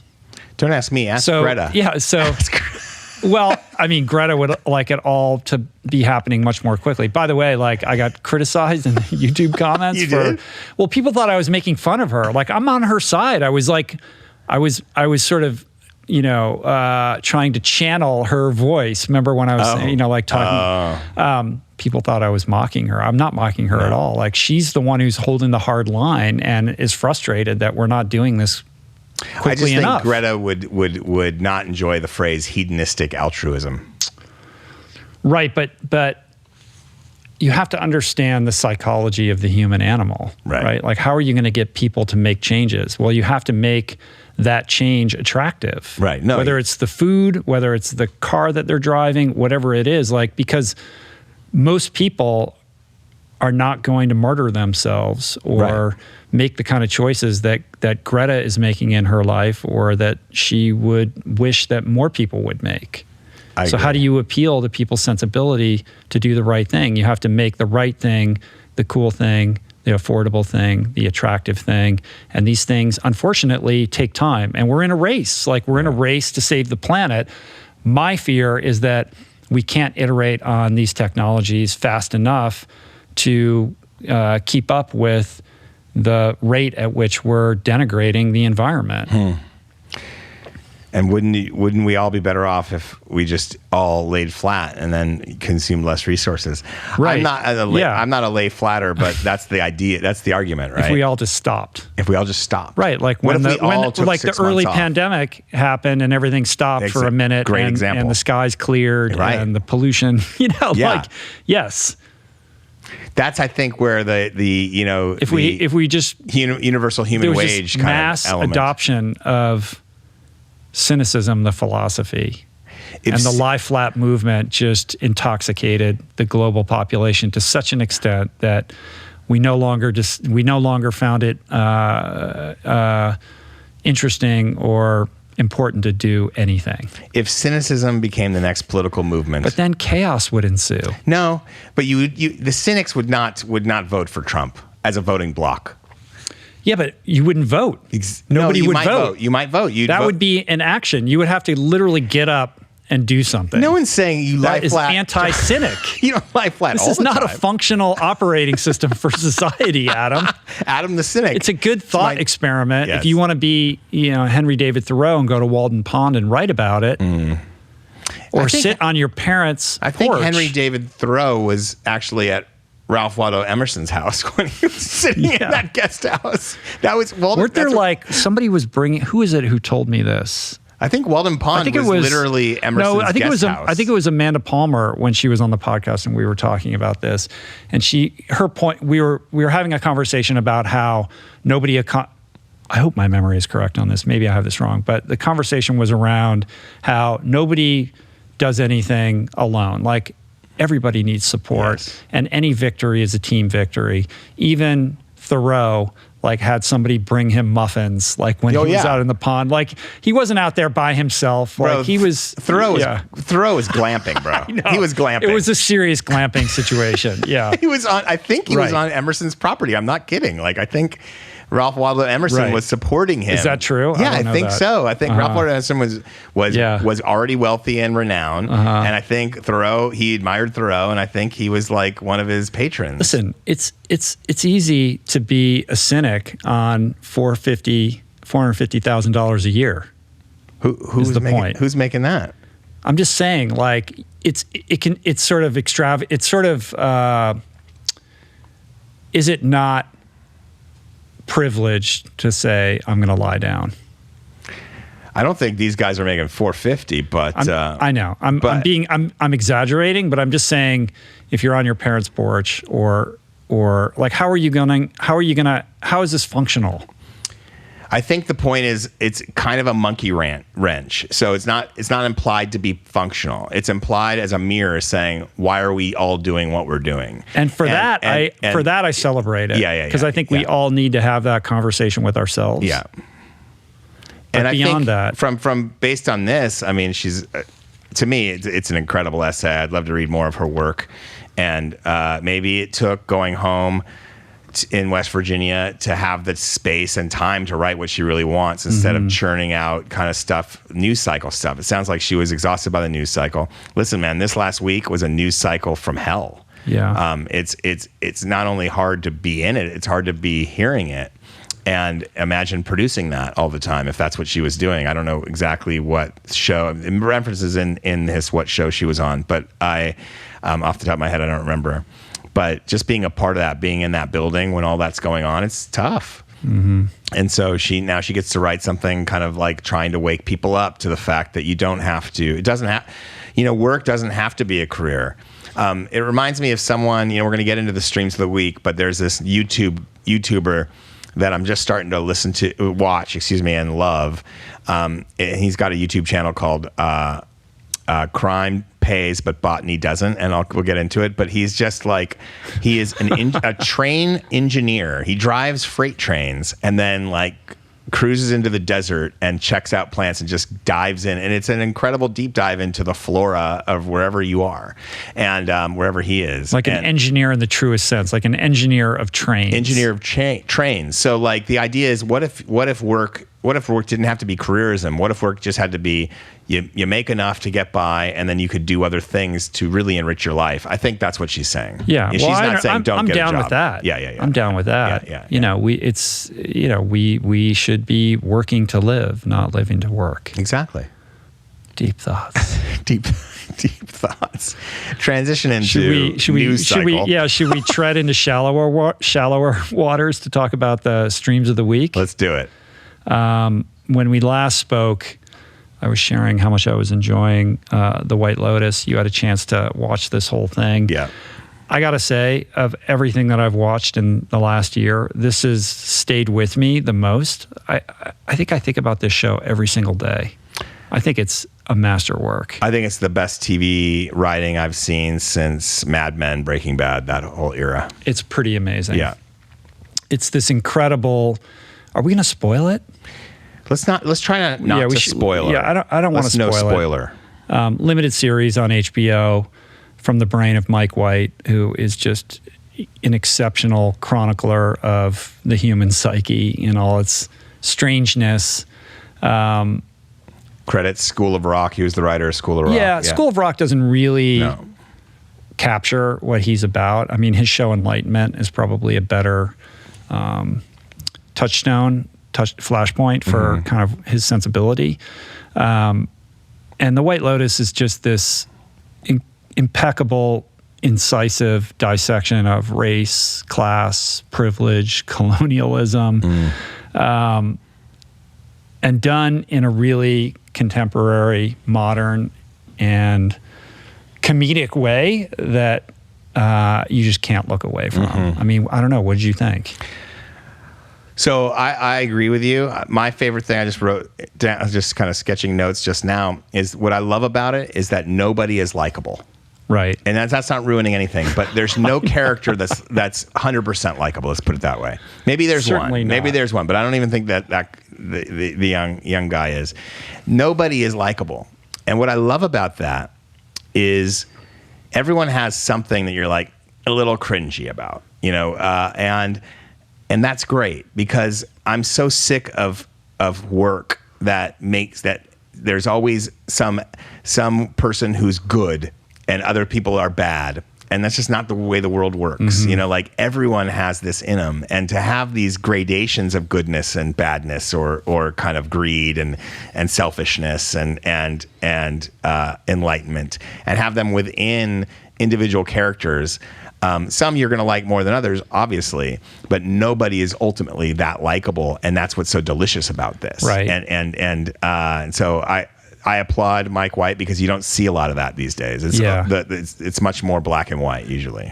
It's interesting how this all came together during the pandemic under a very compressed period of time as a limited series.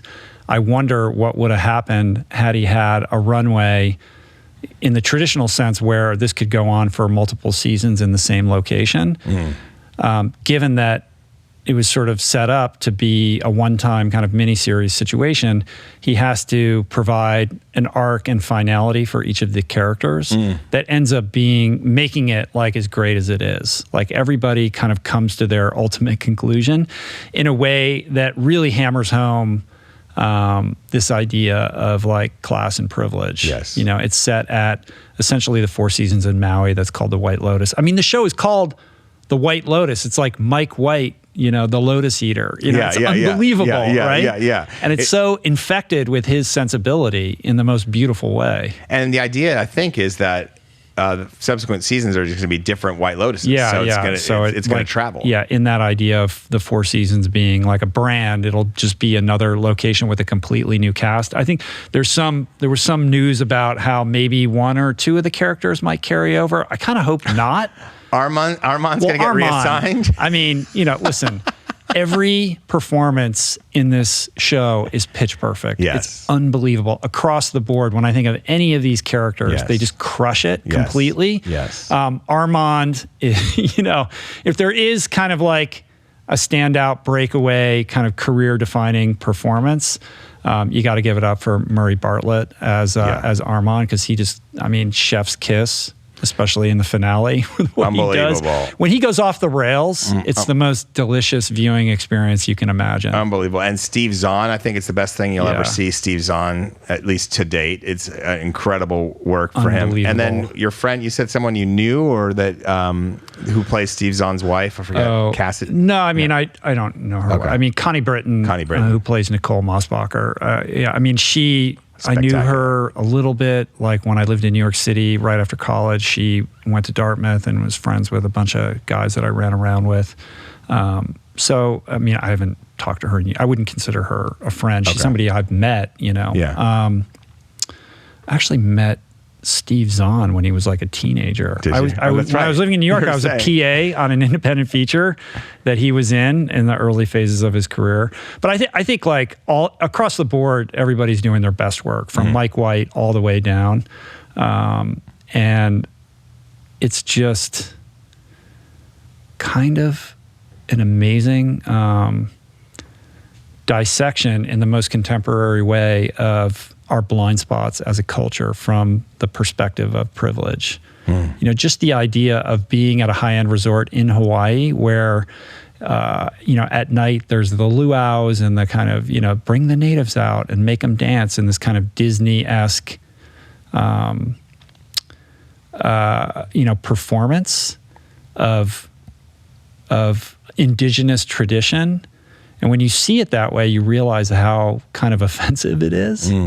And the way that every character kind of pivots back to their privilege in the end. I mean, it's certainly about race as well, but even, you know, the most kind of performatively woke characters, the two teenage girls or young women, pivot back to their privilege when pressed, you know, against the wall. It's you were saying that the portrayal of the teenagers was like so spot on. Yeah, I mean, as a parent of teenagers, like it's just the archetypes are just pitch perfect. Yeah, and those two actresses really great chemistry. And, oh my god! You know, and yeah, have you ever seen a more like invective with the eye roll? Like, I mean, it's so unbelievable, right? Like the terror of those young women, you know, and the ire that they carry is just, you know. And there's like great intergenerational repartee, and there's other characters, and we're not even getting into the way that the young women, you know, relate to the parents and all of that is all incredibly and there's like accurate. the customer who's like from hell. There's the guest from hell that's in this, you know, that the staff has to contend with. There's the, you know, the woman who needs to have 1 million spa treatments to feel good about her life is there. But all these people, me saying that is not really, first of all, that's not a spoiler, but it's also every character is a whole person. Well, I think what makes it great is despite the flaws that these characters all inhabit in their own way, Mike White writes them with such depth and such affection for them. Like he still loves these people, yes, you know, in a certain way, despite their flaws. Yes. And it allows, like you open this by talking about how none of these are all terrible people. Yes. But still you kind of root for them. Yes. Right. And Jennifer Coolidge's character ultimately in the end, like, you know, the whole narrative about how she might invest in this, you know, in this woman's, you know, future spa, like to get her out of the context of working at this resort, you know, it's not going to work out. Like, you know, that's never going to happen, right? But ultimately, the way that Jennifer Coolidge kind of delivers the verdict of like, I'm not going to do this, is in a way that we can celebrate for her because she's setting a healthy boundary for herself. So even though it's done in a way that's so uncomfortable, but it's not good though. It's not good. Right. No, it's not good at all. And yet, there's Jennifer Coolidge's character kind of needed to do that for herself. And her character is so, at first you don't even want to look at her, and by the end you love her. And it's I mean, the scene on the boat with the ashes and all of that is like, she's a genius. It's masterful. She might be like, in terms of a comedy actress genius. Like, she's been great for many years. I think Mike White has to get full credit for these performances too, because he's able to, obviously he's pushing some amazing buttons to get these incredible performances. Right, and these are all actors who are now given the opportunity with great writing to show how good they actually are. Yeah, that too. You know, the one thing I would say is because there is that commentary, it's kind of it is explicit, the idea of Indigenous people in a location as prop, even though that there's something to that kind of doesn't feel right. Like, you know, everyone has their choice, but there's also some some legacy there, that legacy of colonialism that you have to reckon with. I will say, having said that, like, the local Hawaiian people in this show are still kind of props. Like it's not. But that's the point. I don't know. They're interchangeable and they're disposable. So when is it Kai, the character Kai, who pulls off no this, spoilers, attempting no spoilers, to pull no this. spoilers, no spoilers. All right, he gets into trouble, and when the shit hits the fan, like, that guy just disappears. Right. And that's the point. So you say that's the point. Yeah. It's purposeful. Okay, it's to say that this doesn't really matter. You know, and when the two young girls are, you know, Paula and Olivia are having a conversation about this, and Olivia's like, well, at least nothing bad happened, or something bad could have happened. Right. And Paula has to say something, has to remind her, like, something bad did happen. Yeah. You know, it's like, oh yeah, something bad did happen, but does that really matter? Yeah. And ultimately, Paula pivoting back to, Paula could have done something in that moment, and Paula's like, I got to go to college and I'm leaving, and I'm gonna like pretend this never happened. Right. That's my point. Yeah. Like every character, and even so all the way down the line, they all make choices that are regrettable, and you're watching it in real time. Yeah. The one character that has the amazing kind of celebratory arc is Quinn, the young son, who, you know, we're not going to spoil it, but like, he's the only one who kind of breaks free from all of these constraints. Yes. In a positive way. He's the one that Mike White takes care of the most, I think, in terms of his outcome. But like, I mean, you could say his dad too, but and I you know, we don't want to spoil it anymore, but I thought, like, it's so interesting to see that Mike White, there's this whole reality TV aspect of it. Like, he's a reality TV obsessive. One of the bellmen is someone he met on Survivor. Yeah. And he went, I mean, he's a legendary contestant on The Amazing Race, and he's obsessed with reality TV. And when you see, like, Connie Britton's character, like, you see a little bit of the Housewives of, you know, kind of vein, like, being expressed through that. And that's a medium in which you kind of hate these people, but you fall in love with them too. Yeah. And it's confusing.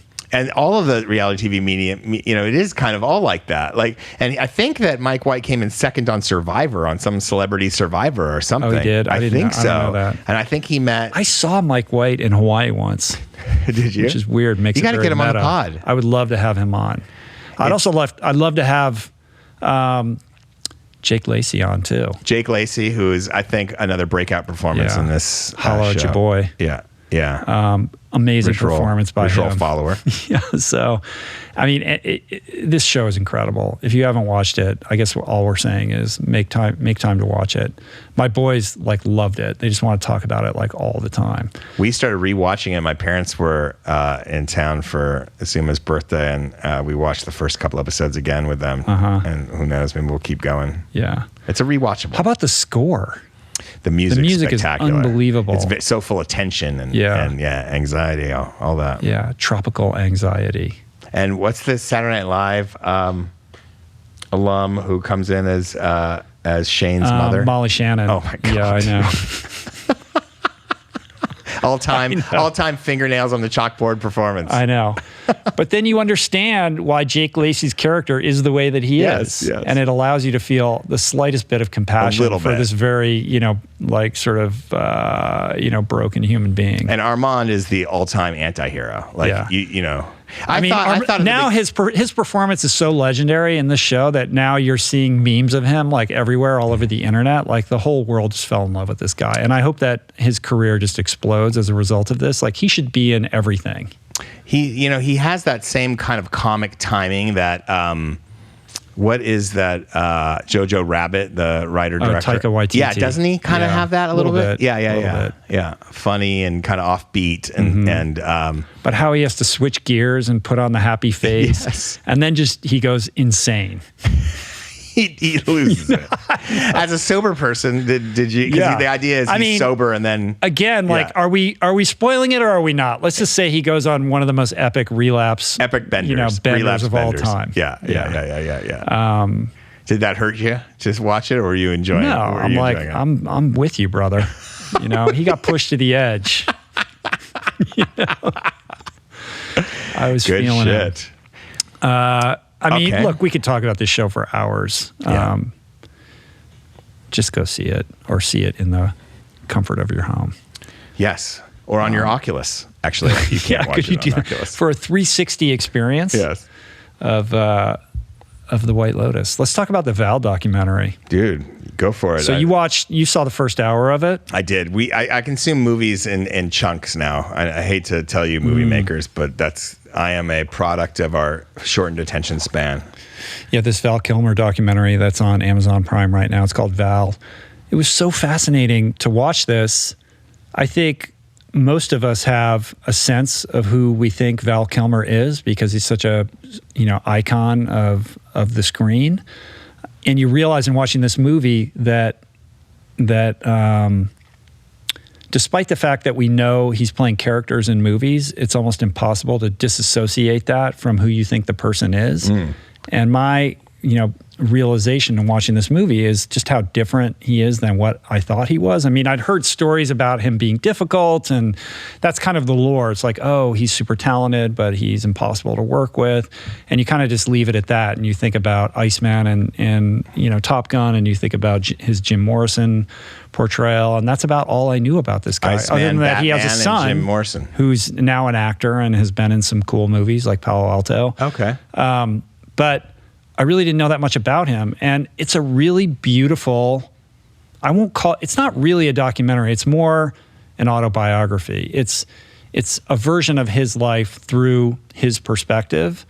I don't know if he self-funded it or what the kind of like a kid, the kid mechanics of stays it in the behind the picture scene. kind of. Remember that movie, Kid Stays in the Picture? Yeah, but you had really legendary documentarians who were making that, and they had a take on their protagonist. Whereas I think Val, although there are directors to this movie, it feels like Val's the one who's at the helm of this, and it's premised on all of this footage that he has. Like this guy bought a video camera way before people were buying video cameras, and literally rolled camera on his entire life, and has insane amounts of footage throughout his entire career. In storage. They actually go to storage. They go to storage, and it's like he's in this giant warehouse, and he's unearthing all of these tapes that date back to like the early 80s. Yeah.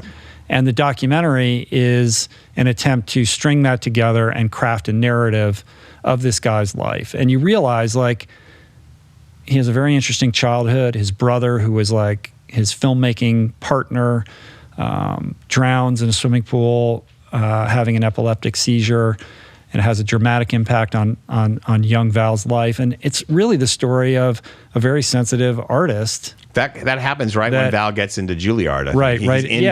He was the youngest person admitted to Juilliard at the time. Yeah.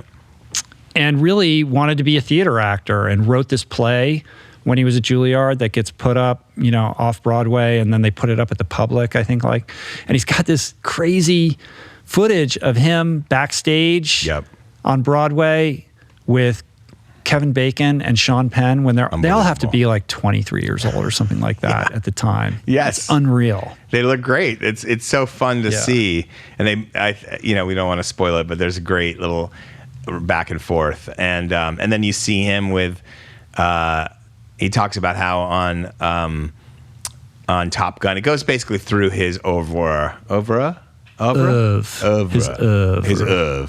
It goes through like film by film. and then intersperses some present day with that. Because the idea, you know, he's had throat cancer surgery and he can't speak without pressing his throat closed. So he got through the cancer. He's cancer free, but it took a toll on his voice box, and now he has like a tracheotomy, and he has to put his finger over the air hole in order to speak, and it's barely understandable. So there's subtitles for every time that he talks. And then his son Jack, whose voice is remarkably like Val's, narrates voiceover that was written by Val. And she's and he's fantastic. And so I'm left with kind of three things. There's obviously the footage is number one, and his life story is very interesting. But I'm also interested in how beautiful his relationship seems to be with his children. And obviously this is a documentary, but you wouldn't get that kind of collaboration unless there was. I mean, he even lives next door to his daughter, who's an adult. Yeah, it's very touching and heartwarming. Yeah. And then there's the idea of overcoming a horrible health crisis that he says he sounds terrible, but he feels great. This is kind of paraphrasing. And he seems to have made peace with it. Yeah. And then there's but then within all that is the artist himself, and the footage where he's in an acting workshop with Peter Moss, and where basically he gives I think he does a Hamlet monologue, and the acting coach is pushing him, saying like, you know, what was that choice? Why'd you make that choice? And he's like, well, he's basically saying, you know, I never had the urge to kill myself. So I don't know what that's like. So I did X, Y, and Z. And he's like, the teacher is basically saying, you have had it, you know, and there's this idea of creation that kind of hit home for me as a writer. You don't have to have actually had it to explore the feeling. You don't actually there's no feeling, there's nothing that has happened on this earth that has not happened to you. That's what he's basically positing, right? How true that is, I'm not going to debate. I just think there's something beautiful in the creative zone of that, and giving permission to inhabit a space on, you know, personally, even something you haven't experienced. There's something there. That's what makes actors great, I think. And certainly there's something there for all creative people to think about. Yeah. I thought that was cool. Yeah, that is cool. And then the audition tapes for The Doors and all that. Oh, I know. Yeah. The way that he kind of went the extra mile to audition for all of these parts by creating his own basically mini movies of him auditioning. He auditioned for Goodfellas. Yep, fail. And they're not just like him talking to camera, like he creates a little movie. So he fails at getting the Henry Hill part in Goodfellas. He fails at getting the Matthew Modine part for Full Metal Jacket. So Ray Liotta gets him, Matthew Modine gets him, and then he sends it to become Jim Morrison, and it clicks. And they're like, but otherwise he would not have gotten the part. This is after he's already been in some big movies. Yeah. So it's so interesting, like how you have to keep fighting. That's another thing to take away. Yeah, and also the challenges of, you know, being a movie star. Stuck in the body of a guy who's fundamentally, you know, a sensitive artist. Like he talks about being, I don't know if you got to this part, but what it was like for him to be Batman, and how challenging it was, and the pressure to, you know, kind of be a big movie star when he was interested in parts that weren't coming his way. And I think within that, there is this conversation about, you know, how difficult he was, and they address it, but they don't really give it. I would have felt better had there been a real honest reckoning with that kind of narrative about his past, and had him like talk to camera and you know, acknowledge what's true about that or rebut what's not true about that, because I think that's kind of what, you know, because we're all walking around, or anybody who knows anything about him is kind of walking around with a certain impression. They do deal with it. Robert Downey Jr. kind of dismisses it. They were in Kiss Kiss Bang Bang together. Right. But I felt like I wanted a little bit more, you know, kind of like real, like I'm done with that part of my career. Like, here's how I reflect back on that, and here's what I would have done differently, or here's where I was misunderstood. Because it isn't a documentary in which people are talking to camera and sharing their perspective of him.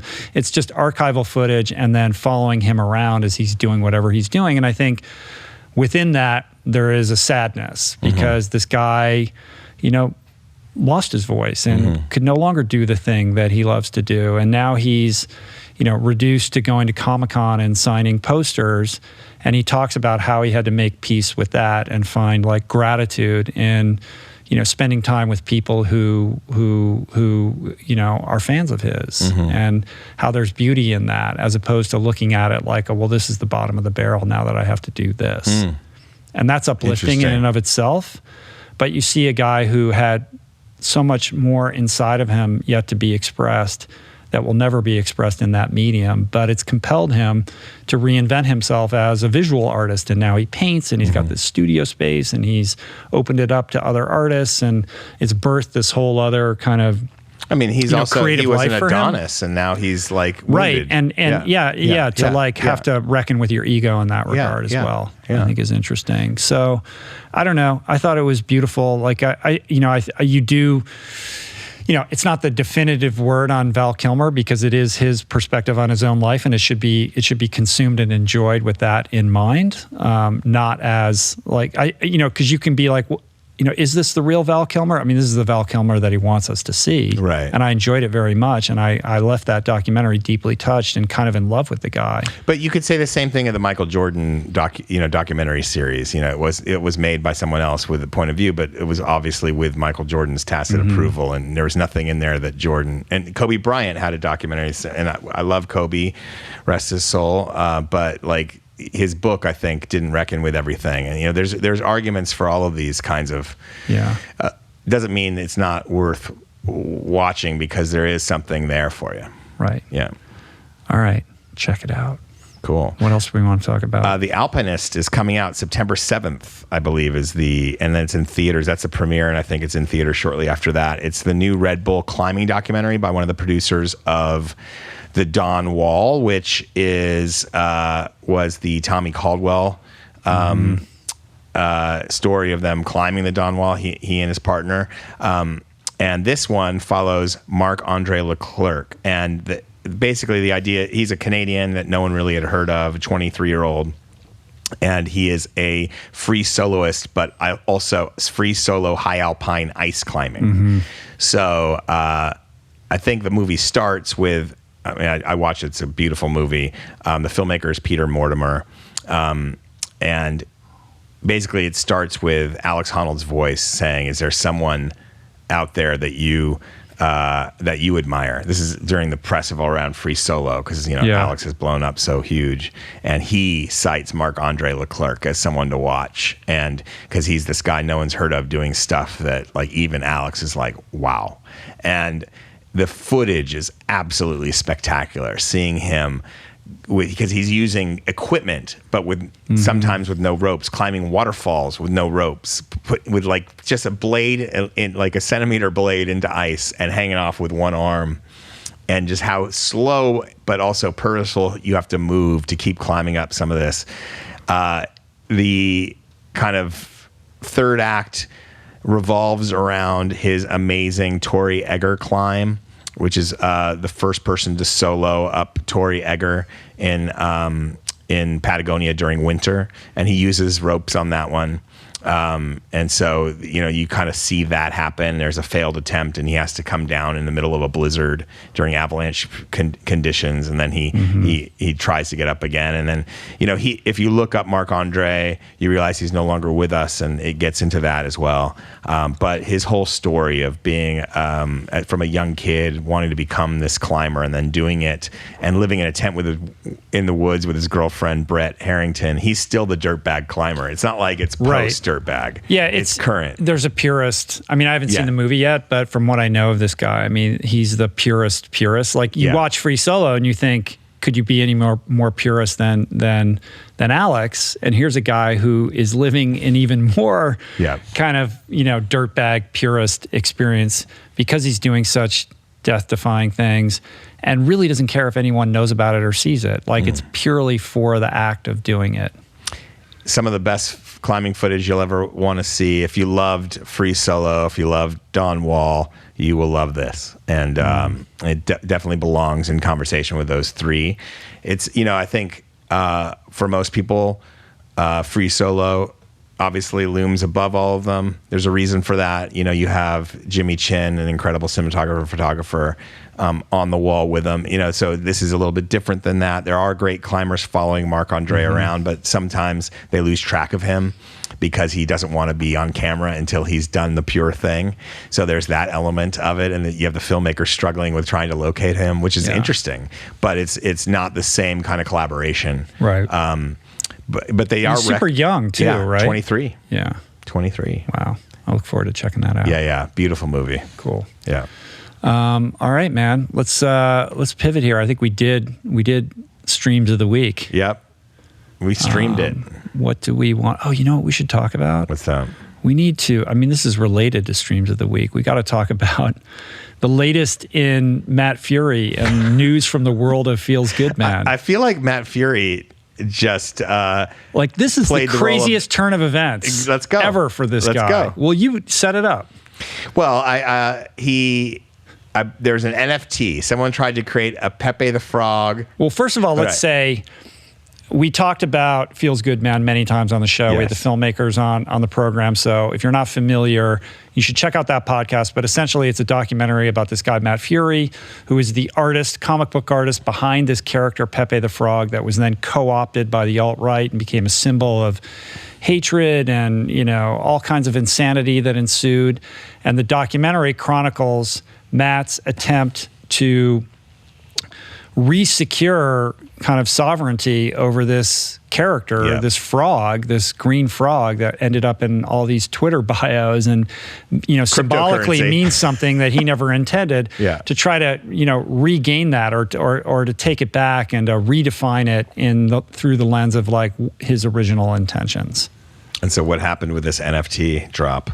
So yeah, sorry, I interrupted you. Go for it. Well, my understanding was it wasn't his drop, right? It was like, no. So someone tried to put together a Pepe the Frog NFT, and there was there's more than that. There's like there's Sad Frogs District. Like there's this whole project in which it's a NFT, you know, marketplace that was listed as officially verified, meaning they had the rights to kind of offer up all of these NFTs that were kind of Pepe, you know, related or adjacent. Kind of like goblin versions of Pepe, right? I guess. Yeah. You know, I'm not like an expert in all of this. I mean, this is all based on an article, a Vice article that we'll share in the show notes.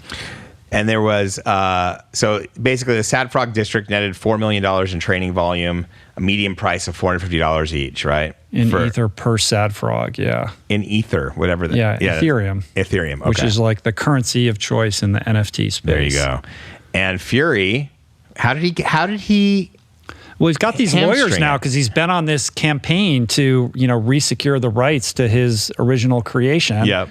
So he issued, you know, basically a copyright takedown that, you know, OpenSea had to acknowledge and respect. So this was, you know, basically shut down that whole kind of trading, Sad Frogs District trading. I'm probably butchering this completely because I'm not steeped in this world, but essentially it shut all that down, right? And where does that money go back? Did they have to flow it that's back? The thing. If you read this article, like it's controversial because a lot of the people that were trading in these things had spent money for these things and they're out of, now is their investment worth nothing now? It's worthless now. It seems like the marketplace should have to pay them. There's all this carnage, right? And so there's blowback on Fury, like how dare you do this? But ultimately, I'm siding with Matt Fury. Like this is his creation. These people were out creating artwork based on his IP, and profiting off of it. And he should have say over whether. I mean, if you went out and made a bunch of NFTs with Mickey Mouse, you don't think Disney's going to go after you? Also, fuck your bullshit NFT, environmental, like, draining bullshit, all right? Like, let Adam the Cynic rule on this. Who cares about your $500 NFT bullshit frog nobody wants? Okay, boomer. The NFT thing, I don't even begin to understand what's going on here, but I can tell you that it's real, and a lot of people are like making money and doing all kinds of stuff here. There's a lot of doing. Eludes my ability to understand, but is certainly a thing. But I celebrate Matt Fury taking a stand for his creation. Me too. Getting it back.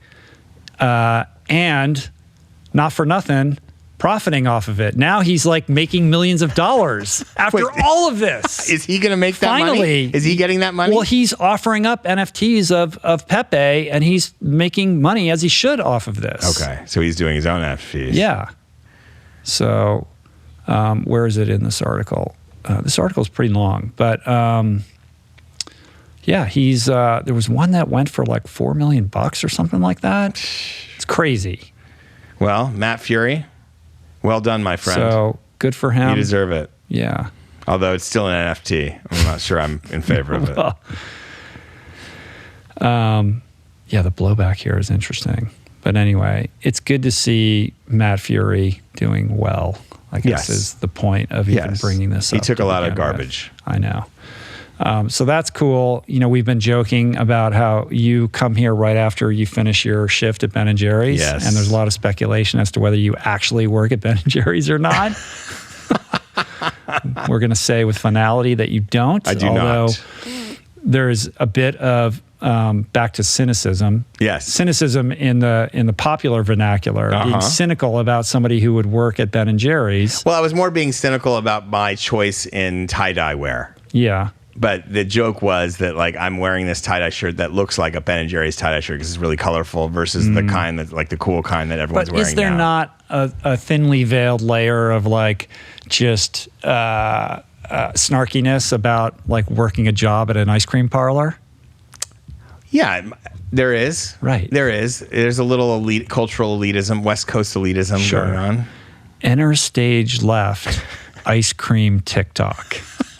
Are you familiar with ice cream TikTok, Adam I am Skolnick? now. You are I am now. I am now. So I knew nothing about this until friend of the pod, friend in real life, Joanne Molinaro, the Korean vegan, Yes.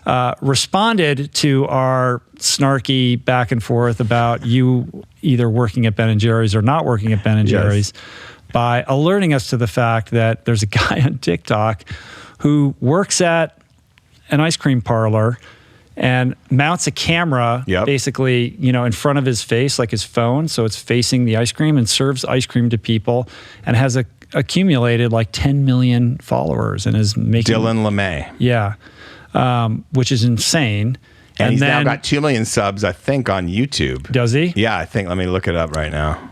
So then that turned me to, whoops, I got to turn that off. I don't want to get in trouble here. Sorry about that. My friends Colin and Samir, who are YouTubers who do a really, you know, cool show. Everybody should subscribe to them. They're great. They did a video about this called The Wildly Lucrative World of Ice Cream TikTok. And it's about Dylan LeMay and just this trend. 1.85 million subs on YouTube. And it's because YouTube has gotten into short form video because of TikTok. They're like getting pushed by TikTok to get shorts. And so he's tapped into that. Colin and Samir are extremely intelligent. Like they're great. They really know how to handicap the world of creators, explain the business behind it in a really transparent and thoughtful way. Yeah. They like their subjects. It's clear, which is good. There's there's no cynicism involved there unless it's being watched by me.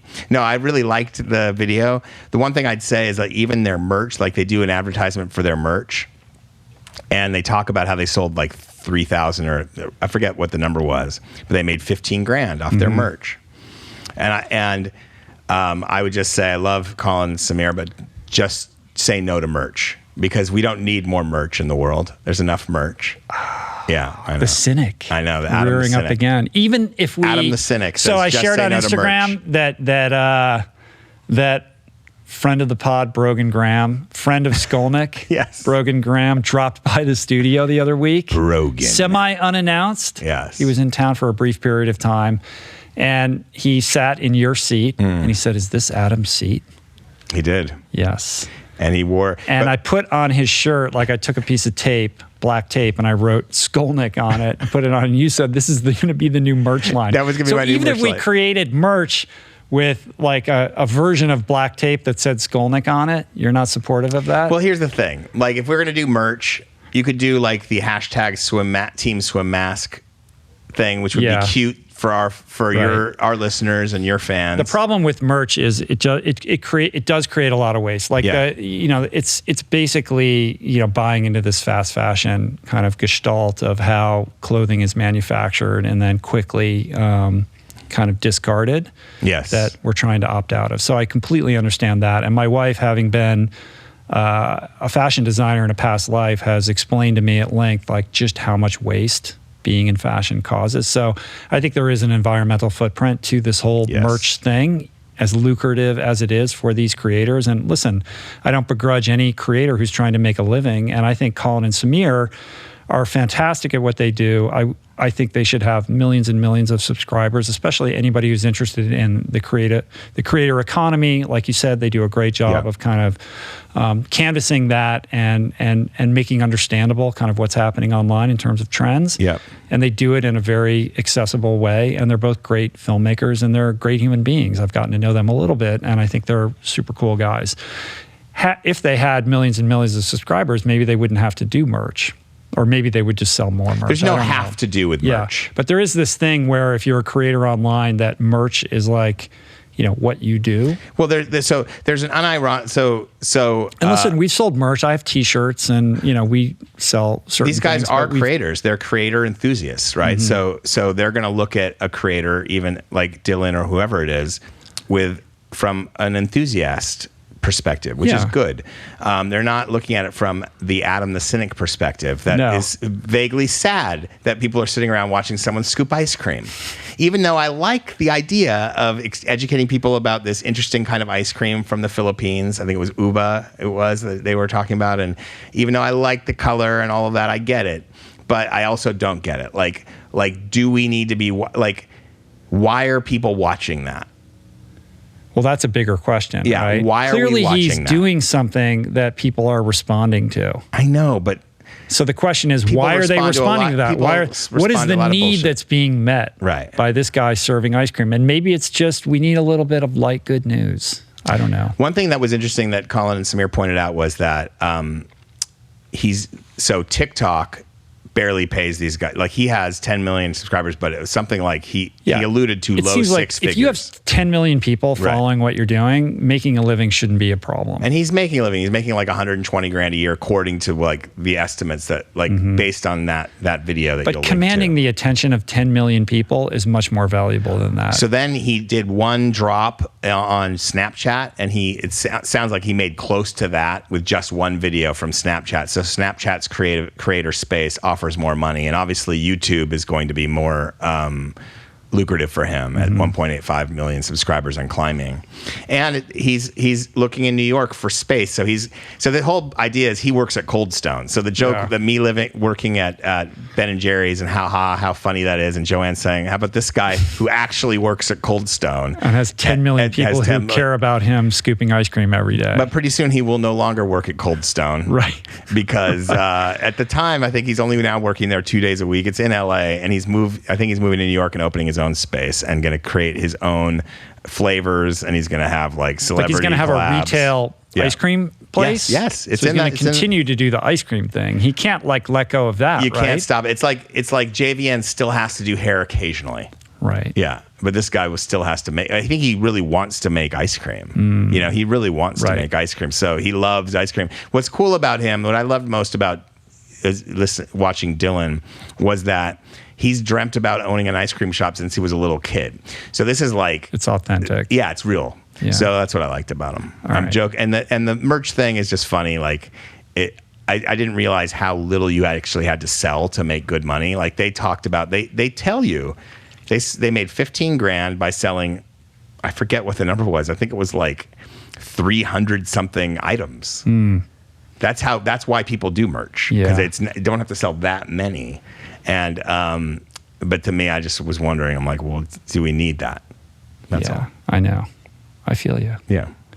Let's do some listener questions. Oh, we're rounding third base. We are. Listener questions. We're going to land this prop seaplane. You know where we're going first? Where is that? Manitou Springs. Hey, Rich and Adam. This is Annie from Manitou Springs, Colorado. My question for you guys is about combating self-sabotage. I found in my life that this has been a pattern for me, whether it's sabotaging my vegan diet, relationships, exercise, or other efforts I make for self-improvement. My question for you is, what advice do you guys have on this? Or do you currently, or have you ever dealt with this self-sabotage beast?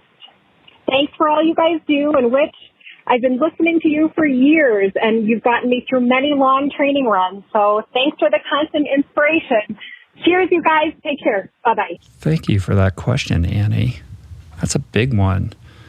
I have a history with self-sabotage. Do you? You just seem Does too smoking grounded. too much pot count for that? Well, only if you're doing it purposefully to ruin your life. What about if it's unconscious? Yeah, I guess you can unconsciously self-sabotage yourself, of course. Yeah. I think, unpacking this is complicated, but ultimately,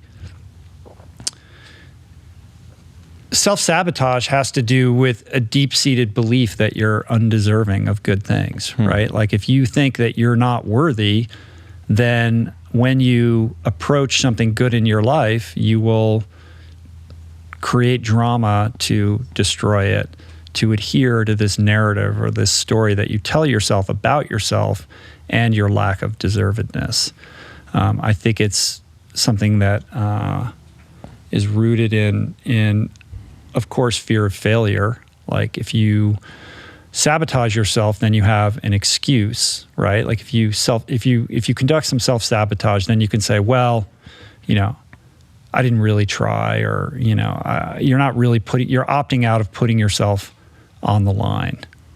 But it's also about fear of success, just the same. Like what would it say about the story that you tell yourself about who you are if you actually succeeded? And that, for many people, is scarier than failure, like the fear of success, I think.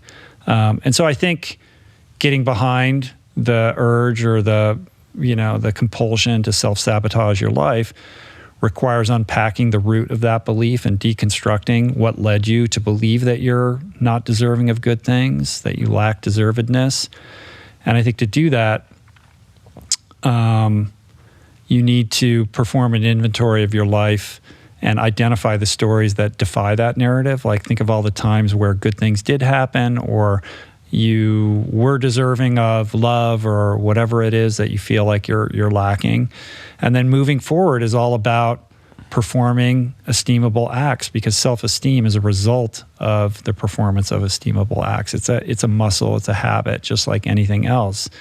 But it is a bit of a titanic situation, and it's, to turn it around, like you're going to have to, practice this for long periods of time.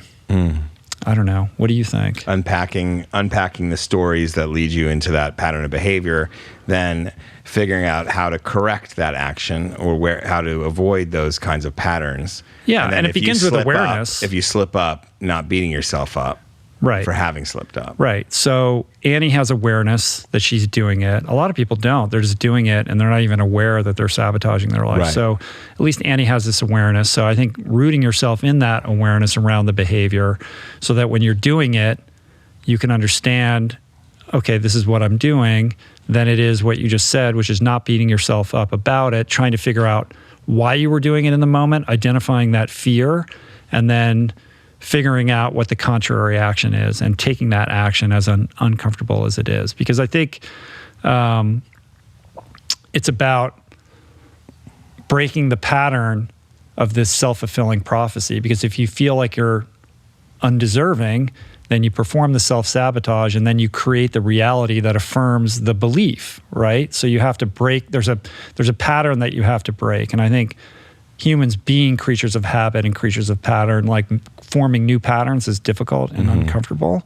But I think that's, the process of trying to, change that for yourself. Yeah, I think you're right. I think most people who self-sabotage are totally unconscious that they're even doing it. So you're right about that. So they'll just do it, and they'll be like, and there's a weird kind of rush or release with affirming the narrative. Like, see, it happened again. Yeah.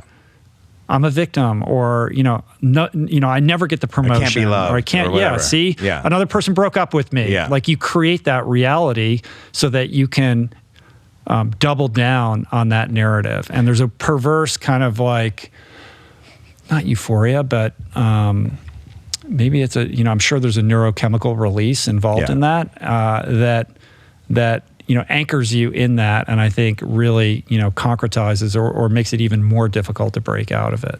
The fear of success thing is something I always have I've heard it before, but I'm like, no, I'm much more worried about failing than like fear of success. Like, what story would you tell? I mean, I've heard that before. I don't quite identify with it. What would it look like if you actually got what you wanted? And that's frightening. What if my life got bigger? Maybe I'm not ready to handle that. It's scary. It's intimidating. You think that's mostly subconscious, or do you think it's I think conscious? it's total. I think it's mostly subconscious. Mostly subconscious. Interesting. Anyway, that's a really good question. It's a great question. Let's go to Brian from London. All right. Hi, Adam. Hi, Rich. My name's Brian Marshall, and I'm calling from London in the United Kingdom. I have a question. I have a 100-kilometer ultramarathon coming up in 3 weeks' time. I've been training probably now for 18 months. Last year, I completed a 60-kilometer self-supported run, which was a challenge. But I guess the biggest dilemma I have, and really looking for some tips, guidance, is just trying to figure out how my body is going to respond to the extra distance between the 60 that I've already done and the 100, trying to focus on nutrition and hydration throughout. I've had quite a journey to get this far. I had my own issues with alcohol over 10 years ago. In fact, I did contract septicemia and was in intensive care for 3.5 weeks and actually flatlined twice. So literally 10 years ago, I was learning to walk again. And here I am embarking on a 100-kilometer run in memory of my late brother, who unfortunately passed away at the age of 25 from an inoperable brain tumor. So running for the brain tumor charity and looking to raise some good money, but would welcome any thoughts, advice, guidance to help me achieve this. Thanks, guys. Appreciate it. Wow. That's quite a story. How great is Brian. that guy? Yeah. Unbelievable. I mean, first of all, congrats on making those changes. I mean, that's quite an arc, Brian, and something to be celebrated in its own right. And sorry about your brother. I can't imagine what that experience must have been like for him to pass away at such a young age. As to, the ultramarathon question, look, if you can do 60 kilometers, you can definitely do 100. I mean, that's kind of what I always say. You've already done 60, you know what you're capable of, and you've been training for 18 months for this 100. Like, I'm not worried about you. I feel like you're being perhaps a little bit neurotic about this, because if you've been properly training and working out your hydration and your nutrition and practicing that in your training and increasing, the volume of your running to, prepare your ligaments in your joints as well as your muscles and your heart and your lungs for enduring 100 kilometers, like, I'm pretty confident that you're going to be just fine. In terms of the training, it sounds like you've got that sussed already. I mean, the training changes are pretty basic. It's just a slow expansion of volume, and then figuring out your hydration and nutrition strategy, which you should be practicing in your training so that there's no,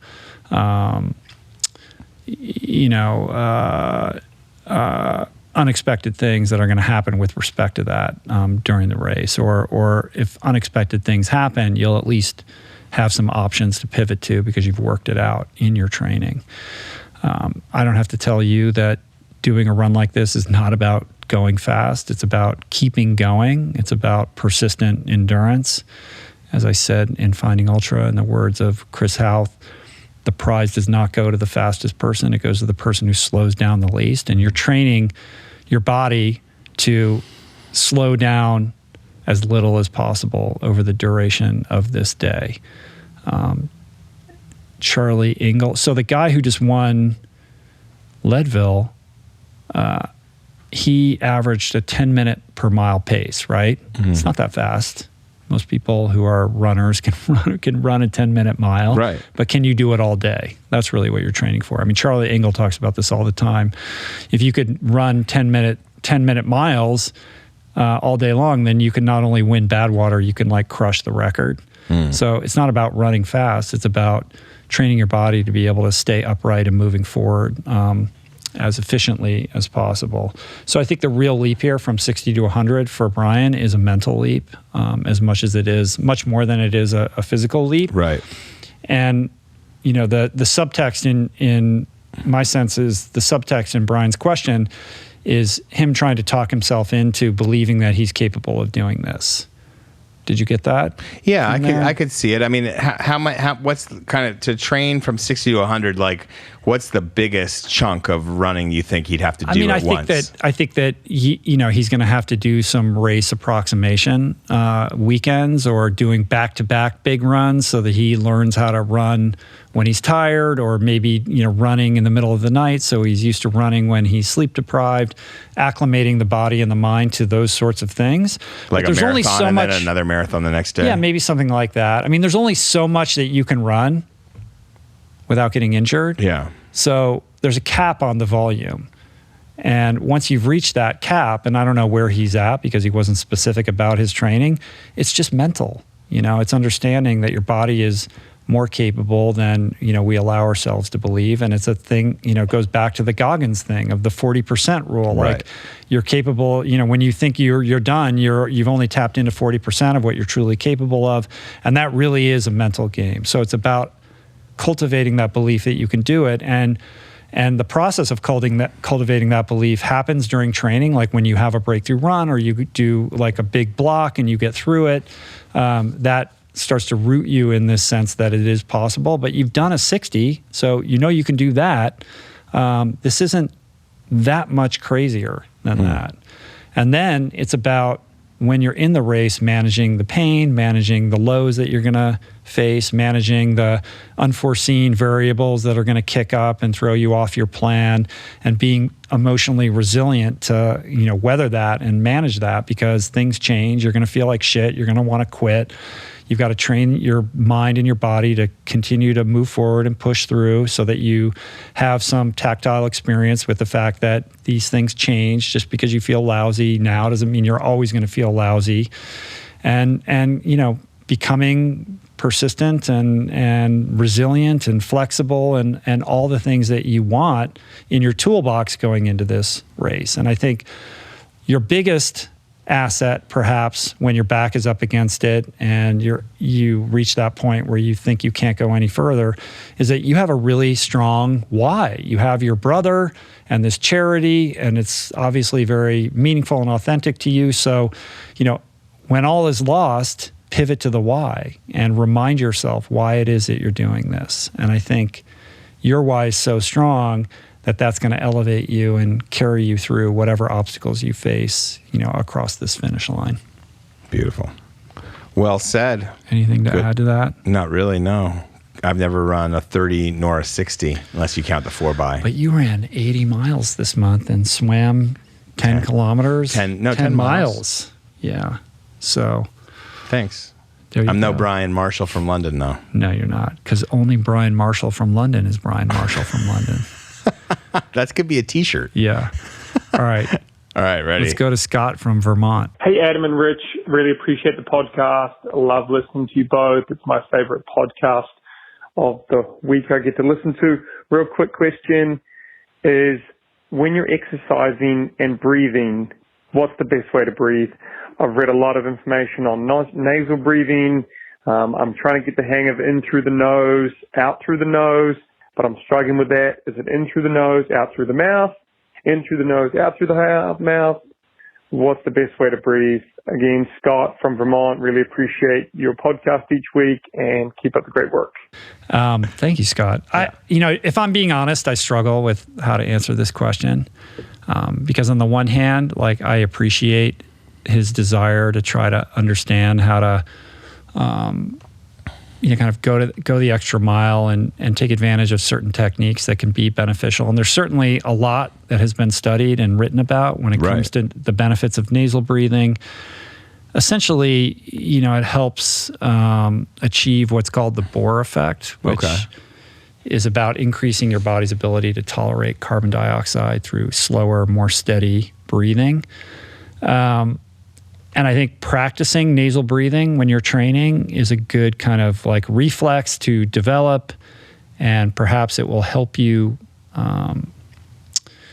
utilize oxygen more efficiently and make you a better athlete over time. But I also think that, I don't know, where Scott is at in terms of his success as an athlete or his accomplishments or his experience, et cetera.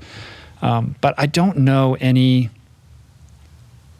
elite athletes who are like, I only breathe through my nose. Certainly when I'm swimming, I don't. Right. Isn't that? And and when I'm running, I try to inhale through my nose and exhale through my mouth. But when I'm really up against it, I'm trying to get oxygen into my lungs however I can. Mouth breather. Yeah. And so part of me, like my resistance to this is that it feels like the final 1% on the mountain when we should really be focusing more on fundamental stuff. Like, are you training as hard as you can otherwise? Or how's your nutrition? How's your rest? How's your sleep? Like the big, kind of foundational aspects of optimizing performance. Focus on honing those in first. Stuff like nasal breathing, I think, is great, and it's a good kind of practice, but only if it's on top of an already strong foundation. If you're focusing on nasal breathing when other stuff that is more important to be paying attention to isn't exactly locked in, then I feel like it's sort of like taking vitamins when, you're eating fast food every day. So Nicholas Ramirez, Catalina swim run champion, Attila world champion, I think, one time, and is in the next week. They're going to line up again. Yeah, he that's had right. when he still sends me some training plans now, or we just restarted. But at times, what he likes us to do is during the warm up. Whether if you're doing a run, he always has a 10 to 20 minute warm up involved. So it's usually 15 or 20 minutes. So if it's going to be an hour, 75-minute run, it's going to be a 20-minute warm up. So that's zone 2, and part of that is he likes you to nasal breathe. Yeah. So I think his argument, this is not me talking, it's him. I understand this is coming from probably the James Nestor book, Breathe, where he gets into the power of it. And I've tried this also, I should say, I've tried to do nasal breathing when I sleep because I wake up in the middle of the night and my mouth is wide open and I'm all dried up. So I've put tape on. You did the James Nestor experiment. Yeah, I put tape on my mouth so that I can focus on nasal breathing when I sleep because there's like a sympathetic, parasympathetic nervous system kind of resetting that goes on. Then I wake up in the morning and the tape's off and my mouth is wide open. Which shows me how much I need this. So I'm not dismissive of this in any way. No. Like I understand that this is, something that we should be, practicing and paying attention to. But I question how, anyway, go ahead. Yeah, I was going to finish. Nicholas says basically just do it then. So it's in through the nose, out through the nose, but just in the first warm-up period, 10-minute, maybe 15-minute. And obviously, if you miss a breath and you have to go to the mouth, and it's no big deal. And you'll find it's harder to keep that pace doing nasal breathing. But after that, when you're really running and trying to accomplish whatever your goal is for that day, exercise or whatever, then just go to normal. That's what he would say. Yeah. Yeah. Have you ever tried to just nasal breathe when you're swimming? It's not going to work. I can't because I have a mask on. But That's right. I can exhale through That was my not nose. a setup, by the way. I can exhale through my nose with my mask on. What's so great about my swim mask is you can still breathe through your nose in this particular swim mask. Thank you for Only bringing it in up. the exhale version, though. But normally I inhale through the mouth and exhale. Yeah. But even if I was in a pool with goggles, I don't know that I would inhale through my nose. I've never really tried it. No. There is a thing that happens with your nervous system, though. Yeah. And I should know more about this than I do, so I feel like I'm not really satisfying Scott's inquiry. Scott, I got a book for you. It's called How to Be Idle. A Loafer's Manifesto. Don't worry about nasal breathing. Just lie down and do nothing. When you're lying down, you can Should nasal you be breathe. nasal breathing when you're lying down on your parents' Let me check. porch? Let me check chapter 8 p.m. Smoking. Yeah. Not helpful. All right. I think we're, needing to land this prop plane. All right. This seaplane. Let's do it. All right. I feel bad for Scott. I feel like I didn't answer this question very No, well. I mean, we gave him some, Nicholas Ramirez. I mean, the truth is, like, wisdom. I could have done a bunch of research and said, here's what you should do and all this kind of stuff. The honest truth is, like, I don't really think about this that much. Okay.